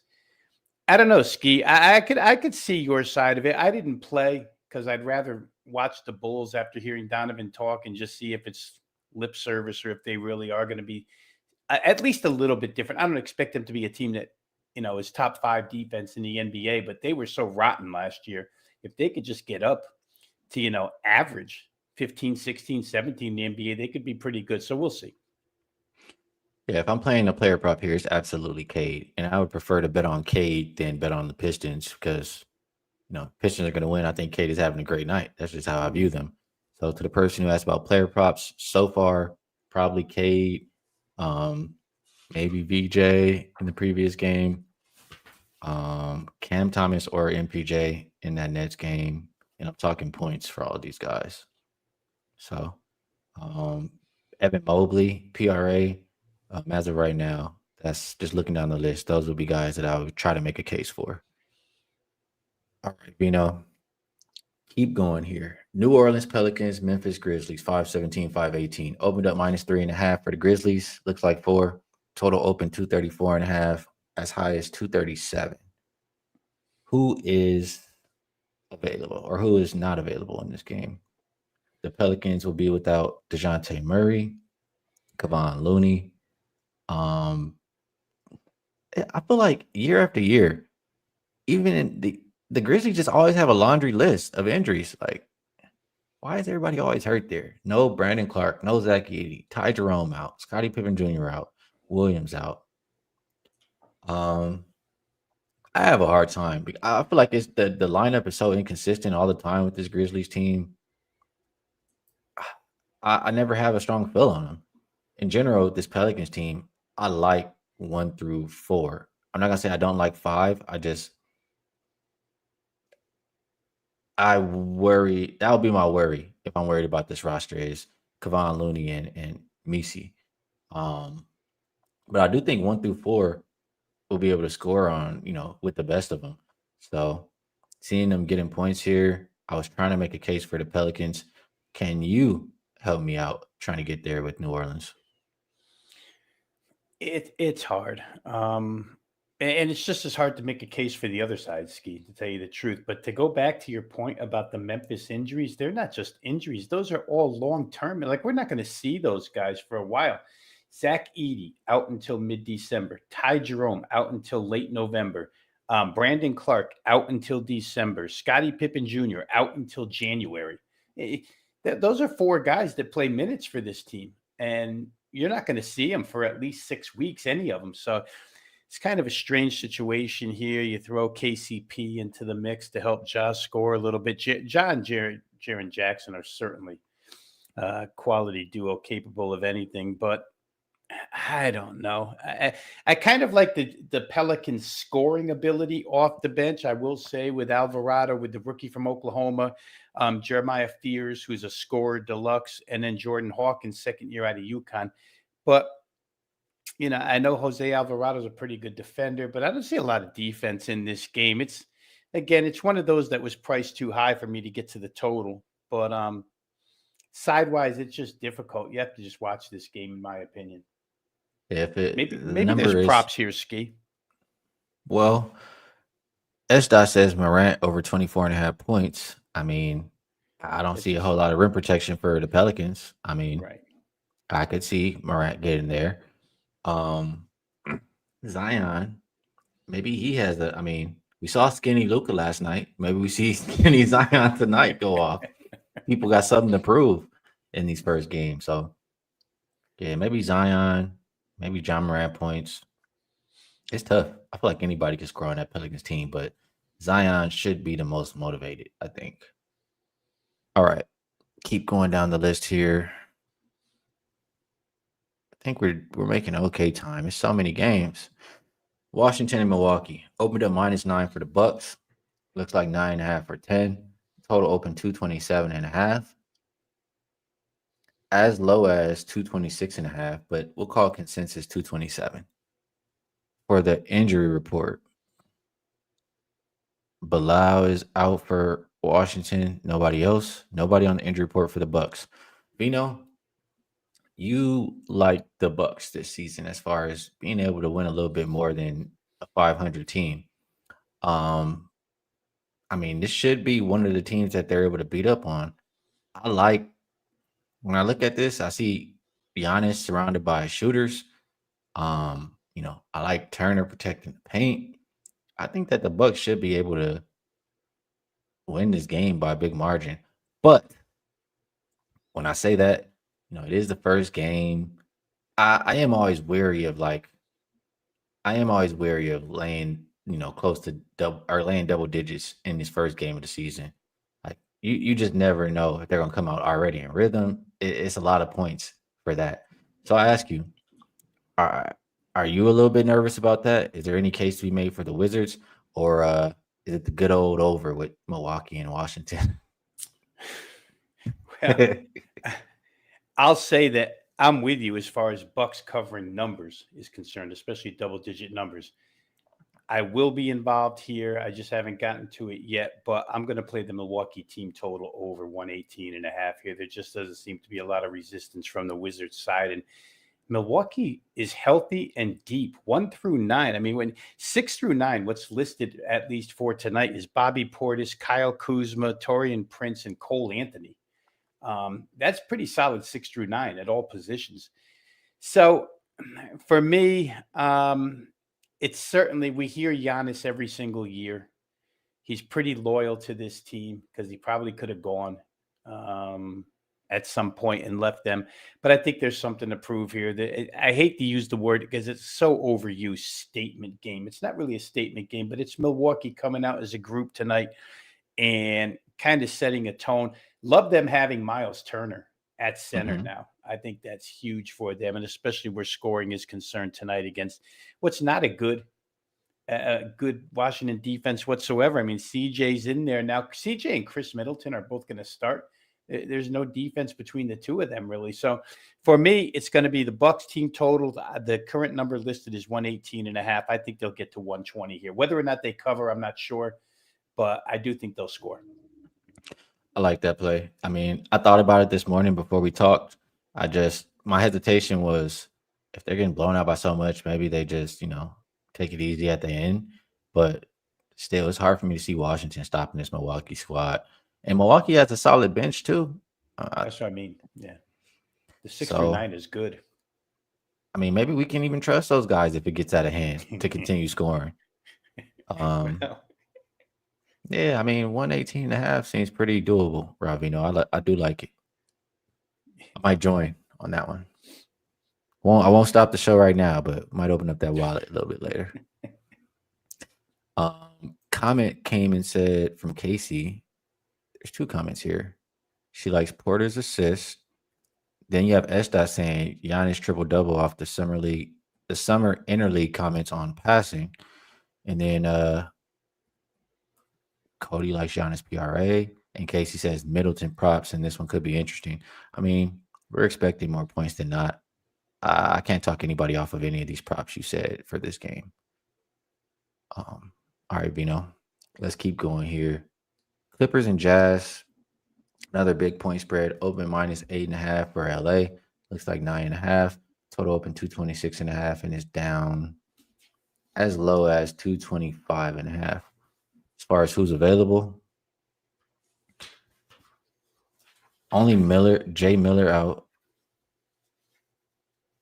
My bad. Let me refresh. Jordan Miller out for the Clippers. For Utah, Collier and Niang both out. Oh, Ace Bailey is gonna play. Okay, I thought I saw him listed as questionable, so he must have gotten taken off of the injury report. In general, Rob, I look at this Utah team, and I feel like we saw this last year. I don't have the numbers to back it up, but Utah does have a home court advantage with the altitude and stuff over there. And I don't know. I just feel like they have a lot of guys who can make it scrappy. You got Kessler to protect the paint. Markkanen is a bucket. I think Ace Bailey's a bucket. No, he's a rookie, but I like Keontae George. I mean, 10 points, giving this Utah team 10 points at home. I really want to try to get there. I do. Clippers team starting lineup looks stacked if this is 2016. Yeah, but I mean, it is a list of a group of good names. Guys are older. And I don't like to bet on the older guys to come out in the first game of the season and just be already rolling. I think it might take those guys a little bit to get going. You gotta, you got the old car, gotta crank it up, let it run a little bit. You can't just hop in there and go like it's a 2025. So I don't know. They might stumble in this first game. I lean towards Utah, Rob. Can you talk me off? No, and I think what you just said, that one situational just plays out in my mind constantly, is that LA, whether it be slow start, whether it be get the vets out at the end of the game because you're winning big and Utah can sneak in under the number, Utah's going to try to run. There's no reason why you wouldn't run against this team and force them. The age on these players, and again, saying get the vets off the floor, there's more than a couple of vets. James Harden is old. Bradley Beal is old. Chris Paul is old. Nicholas Batum is old. Brook Lopez is old. Bogdanovich is old. They're all old. You got to take everybody off the floor at the end of the game. So I could see it from the Utah standpoint in those two ways. Maybe the Clippers don't come out of the gate rolling, or maybe they're up big at the end and they don't keep their foot on the gas and they give everybody, limited, 29, 30 minutes. The problem is Utah going to play enough defense for me? And I will add to it a little bit because you talked about Kessler protecting the rim, which he does. Kyle Filipowski is extremely scrappy player too. Watching him in Summer League, he was their best player by far and away, scoring 30 plus a night, making all kinds of plays. But Nurkic as a backup center is a pretty good rim protector too. He doesn't provide you too much offensively, but they do have a little bit of rim protection there. So we'll see. Walter Clayton Jr., the rookie from Florida, who we all remember when they won the national title. We'll see how he debuts here in the NBA, but he's another one that can put up points instantly. Utah's full of those types of guys. Generally, Utah, you like to play their home games over. Maybe I could see that here, or maybe you could even see a Utah team total over to avoid any blowout situation. I'm looking right now, Ski, their number is 107.5. You'd ask Utah to get to 108. It's possible. I haven't played, but just a thought there with Utah. Yeah, I don't know. I must have been thinking wrong here, Rob, because these numbers are not reflecting what I thought about Utah from last season. Utah as a home dog of 8+, 4-9 ATS. I don't know. So I don't know. Maybe I was thinking of something else, but when I do think about this game, just looking at the rosters and just the situation, we talked about it's a bunch of young guys versus guys with walkers and tennis balls on them. I kind of like that Utah, man. With tennis balls on them, that's priceless. Oh, man. Yeah, that might be an old school. There's probably a bunch of overs in those home games, though, Ski, I think, with Utah. I'm trying to remember off the top of my head. Yeah, that pops in my head, but now I think about it, maybe because I'm not in school anymore. But it was like when I was younger in school, you used to see the walker with the tennis ball or something. I don't know. I don't know. All right, let's keep going, man. Spurs and Mavericks. 523, 524. Open -2.5 for Dallas. Still sitting at 2.5. Total open 224.5. Seeing it as low as 223.5. Injury report. No Kyrie, no Exum, and then you have Gafford doubtful for Dallas. For the Spurs, De'Aaron Fox, Kelly Olynyk, Sohan, and then Waters look like they're all out. Vino, first thing to me in this one, when you look at the injury report, I feel like you're missing 2 point guards for this Dallas team. You're also missing a star point guard for this Spurs team. It's a lot of playmaking and scoring gone. You think about this Dallas team. I mean, they do have D'Angelo Russell to run the show still, but I'm just saying, you got a lot of bigs, a lot of defense. They were a good defensive team last year. Like, I think that will continue more than anything. Like, I think we can trust Dallas to come out here and be good defensively. Spurs, as long as Wemby's on the court, they're going to have a solid defense as well. So I think this is more of an under game. I agree with the line slightly going down here. I think in general, Mavs games are going to be lower scoring this season. So under 224.5 is direction I'm looking here. How do you see it? Yeah, it seems like the best direction to look, Ski, because trying to play side here is difficult. I'd probably lean Dallas. And Dallas, the roster was built for nights like this when Daniel Gafford can't go, because there are so many bigs on the floor for Dallas that if one's going to be missing, it doesn't matter. There's 4 more to take his place: Anthony Davis, Derek Lively, PJ Washington, Cooper Flagg, et cetera, et cetera. And in the preseason, they did something interesting. They played Cooper Flagg at point guard quite a bit. So you're probably going to. Is that belief in Cooper Flagg, or is that disbelief in Russell? That's what No, I think they're going to play Russell, but they're going to use Flagg to, take some minutes off of him. Which was interesting watching him. I think that teams probably would try to blitz him, and as the regular season gets here, there wasn't a lot of that going on in the preseason games that I watched. But Flagg is a guy who Jason Kidd believes can play 1 through 5. Size and versatility, he has it. AD, Derek Lively, like I say, there's a lot of defense there. There's some decent offense as well. The other side, Castle is so much more of a 2 guard than a point. I think that between he and Devin Vassell, they may have a more difficult. They have Dylan Harper too. To me, Dylan Harper might be the best ball handler of all. Right, he might be the best. He looks like his daddy. That was a good ball player. So they've got answers too, but it's not De'Aaron Fox like you mentioned for sure. I'm with you. There's a ton of rim protection in this game, and I don't know that there's a lot of up and down track meet style play. I don't think Jason Kidd wants that for 48 minutes. I think they'll do it in spurts. I'm not so sure the Spurs want it with the current lineup without Fox. I think when De'Aaron Fox comes back, they'll be a lot quicker team. So maybe under 224.5 is a solid look. All right. I like it. I am on it, actually. All right. Suns and Kings. Oh, man. I'm going to have some fun with this one. Maybe I'll take it easy. It's the first game of the season, but 525, 526. Opened up Phoenix -1.5. Now see Phoenix -4, 4.5. I don't know how many times we're going to see that this season. Total open 228.5. Looks like 229. Who is available here?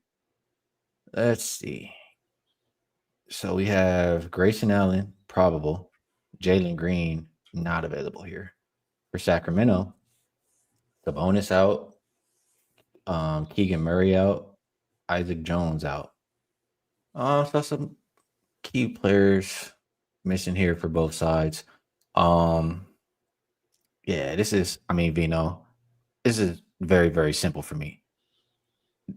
I don't think I've ever had a team on a hell no list before the season starts. But if there was a team, it's 1,000% going to be the Sacramento Kings. We've seen this how many times have we? Is this the Chicago Bulls or the Sacramento Kings? Like, we've seen enough of Zach LaVine and DeMar DeRozan. This is not gonna work. You look at the rest of the roster. I mean, when you're gonna be banking on, and you're banking on Westbrook to come here and play some minutes as well. I mean, this is a disaster. If I see Westbrook, LaVine, and DeRozan on the floor at the same time, I'm gonna lie bet the other side for that quarter. Like, I just don't think that's good basketball being played. I have zero belief in the Sacramento Kings. I don't necessarily love the Suns, but I think they'll be better than Sacramento. So I lean Phoenix here. How you see it?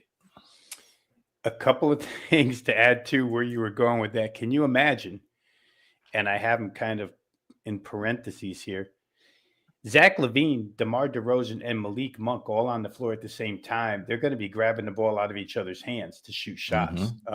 It's just not. And Dennis Schroeder running the whole show. It's just not something that would appear to be cohesive or fluid. These guys are playing together. Well, I guess LaVine and DeRozan have played together in a different uniform, but you get what I'm saying in this starting five. I think the injuries for Sacramento is what pushes me towards Phoenix. They're so small that DeMar is going to have to play power forward tonight. They're going to squeeze all those guys into the starting lineup.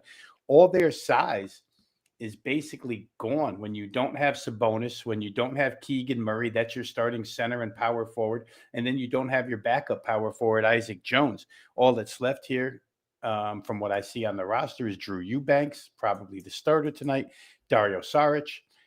That's not good enough to play the Dylan Brooks, Ryan Dunn, and Mark Williams. Mark Williams will protect the rim for sure. Those four guys, Ski, in the Phoenix lineup, and again, this is another head coach and, in fact, ownership, which during the offseason preached toughness, got to be more physical. So they bring in these guys. Grayson Allen, we know he'll kick you for sure. Dylan Brooks will fight you. Ryan Dunn was proved to be a really good defensive player. Mark Williams is a rim protector. So they've got size and physicality that Sacramento doesn't have. I would have to lean Phoenix in its debut game here. I don't like laying 4 with Phoenix, that's for sure. But seems like they're 4 for a reason. Yeah, I can't see betting Sacramento. Let's put it that way. No how, no way. UCapper says, hell no before the season starts is crazy. I mean, how about till Fox and Sabonis get back? Or no, excuse me, till Sabonis Murray and Sabonis Murray get back. Yeah, I mean, shout out to my guy. I missed his comment earlier. I meant to bring it up. He said, "What up, boys? NBA's back." Then he says, "With the injury bullshit." Yeah. We were talking about it, Ronald. Ryan, I'm curious why the bottle of Coke is a flex. Is it because it's good? I mean, I just happen to like Coca-Cola, and I think the glass Coke is the best one. That's all. All right. Drew Ski says, "Where's the defense for the Suns?" I trust Mark Williams to protect the paint more than Drew Eubanks. I trust Ryan Dunn. I trust Dylan Brooks to play defense more than Zach LaVine and DeMar DeRozan. I mean, yeah. What are we talking about, Drewski? What are we talking about, bro? And we just listed them, all 4 of them. Hopefully I don't slander this. I'm going to just say TM just because I'm unsure how to pronounce the first name. I think I know, but I don't want to mess it up. TM says, make sure you guys are pressing the like button and sharing the live. I appreciate it. Definitely does help out the show. And maybe let some people at WagerTalk know, this show is all right. It doesn't need to be cut. It's okay, So appreciate it if you guys can do that.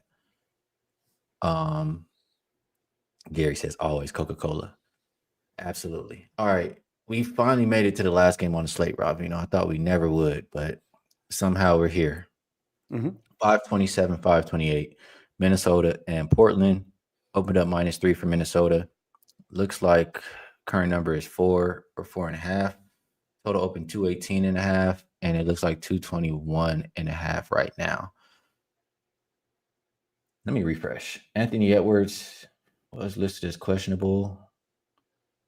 Still listed as questionable. For the Blazers, we know there's no Lillard, There's also no Scoot, and then Time Lord looks like he's out. Man, he's how long is he gonna last in the league? He's always hurt. Um, all right, Ravino. So I've been kind of torn on this game. I'm a big Drew Holiday fan in general. When Drew Holiday went to the Bucks, I said the Bucks can win. They're gonna win. I put a ticket on the Bucks to win. He goes to the Celtics. They go over there and win. He's just a winning player. Everything about him, everything he does. Portland's not expected to win a whole lot of games, but Drew Holiday should make them better. Klingen, I like him to protect the paint. Good shot blocker, big guy. I don't know. I'm not gonna say they're the same, but in that regard, I'm looking at Klingen and Gobert the same. I think there's going to be some paint protection in this game. I think that the Timberwolves have proved to us that they're a really good defensive team. Drew Holiday should help make Portland's defense better. I want to buck the line move from 218.5 to 221.5. I think it's more of an under game. And if I had to say anything about the side, I would probably play Portland for a first quarter here. And if Anthony Edwards is out, that's amazing. But it's just I like the starting lineup for this Portland team. I don't know how much I like everybody else. So that's how I'm seeing this game, either under or Portland early currently. How do you see it, Ravino? Well, I couldn't bet it under until I know if Anthony Edwards is going to play or not. If he's in the game, it makes it hard because Minnesota's got the ability to explode offensively. What I do like, and what I played a lot last year, and I continually say that I don't play a lot of props. But Donovan Klingen was a guy, Ski, when Robert Williams was out of the lineup, which he is tonight. Donovan Klingen was a guy I used to lean on for his points plus rebounds, or for just his rebounds, because he can, he's the only guy really that can get those for that team. And even against Gobert, I think his rebounds here are in play, perhaps his points. Love what you said about Drew Holiday. I think everybody knows we're not going out on a limb telling people that he's an all-star type defender. And, when you look at the scoring available on Portland, it just looks like a lower scoring team, especially against this defense. So 221 to me seems really high. The only reason I couldn't get there yet is because I don't know the status of Edwards. If he plays, it probably changes the whole complexion of everything.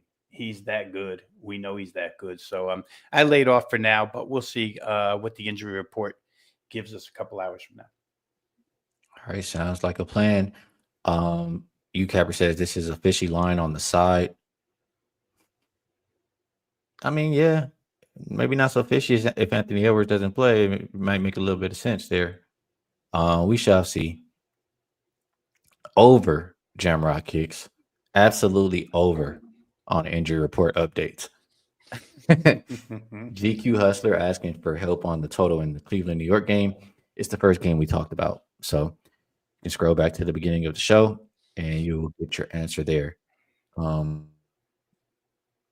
right, Vino, that's all the games for today. I think we did a hell of a job. We talked about, I didn't count, it's either 11 or 12 games, it felt like, and we did it in 51 minutes. So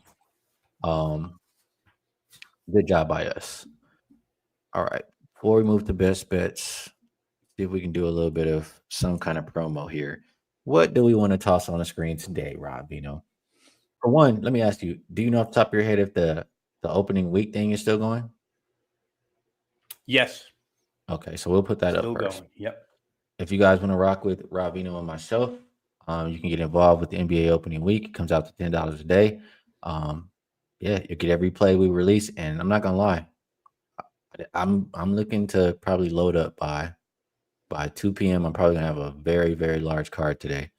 But yeah, a good way to get involved with both of us. This one, I'm gonna shout out more for Ravino just because he absolutely killed the NFL last week. 7-1 he did, and you can get all his releases Saturday, Sunday, Monday for just $49. Everything on the in football. And if you wanted to be involved with myself, I do have a top play for Thursday night.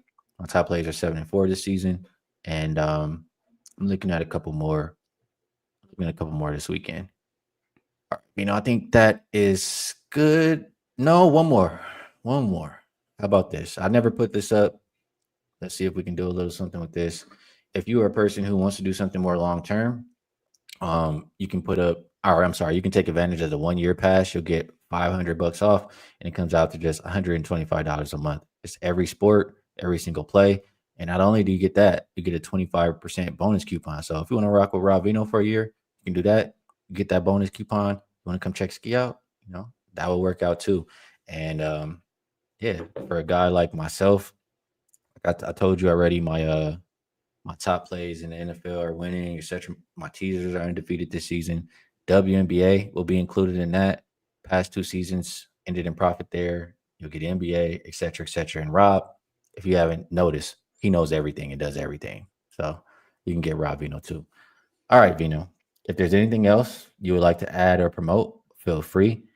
If you have a best bet for the show, we'd love to hear it. And if you do not, it's all good. Just the last promo you put up there, Ski, just looking at the numbers, that's $4 a day for a year. It's they've done a great job at discounting that year-long package. So again, like Ski said, for those of you who are in it for the duration and you do this every single day the way we do, could be the way to go. Let's go to best bets real quick here. And I'm going to go to the Washington-Milwaukee game, Ski. We talked about it. And when I looked at the side, I was like, lay 10 with Glenn? No way. We're not going to lay 10 with Glenn. But what we could do is bet on that team to score points tonight, and I think they will. I think they get to 120 plus. The matchup screams points for Milwaukee against the poor defense of Washington. So give me that for tonight. Best bet, Milwaukee team total, full game over 118.5. I like that. That makes a lot of sense to me. And for myself, let's see. Let's pick and choose. I am going to go with, I want to give you guys a number. You can get the same thing that I took. So that makes it easy, actually, because 2 of the lines already moved. So we'll go best bet. Dallas and San Antonio. You can still get 224.5 to the under. Like I said, you're missing some point guard play from both sides. We know how good of a defensive team Mavs were last year. They're a lot of paint protection, a lot of bigs, a lot of length. They're going to be really good on defense again this year. And you got the clear defensive player of the year as long as he plays enough games, holding down the paint for the San Antonio Spurs. So I think that under 224.5 is a solid pick for the best bet on the show.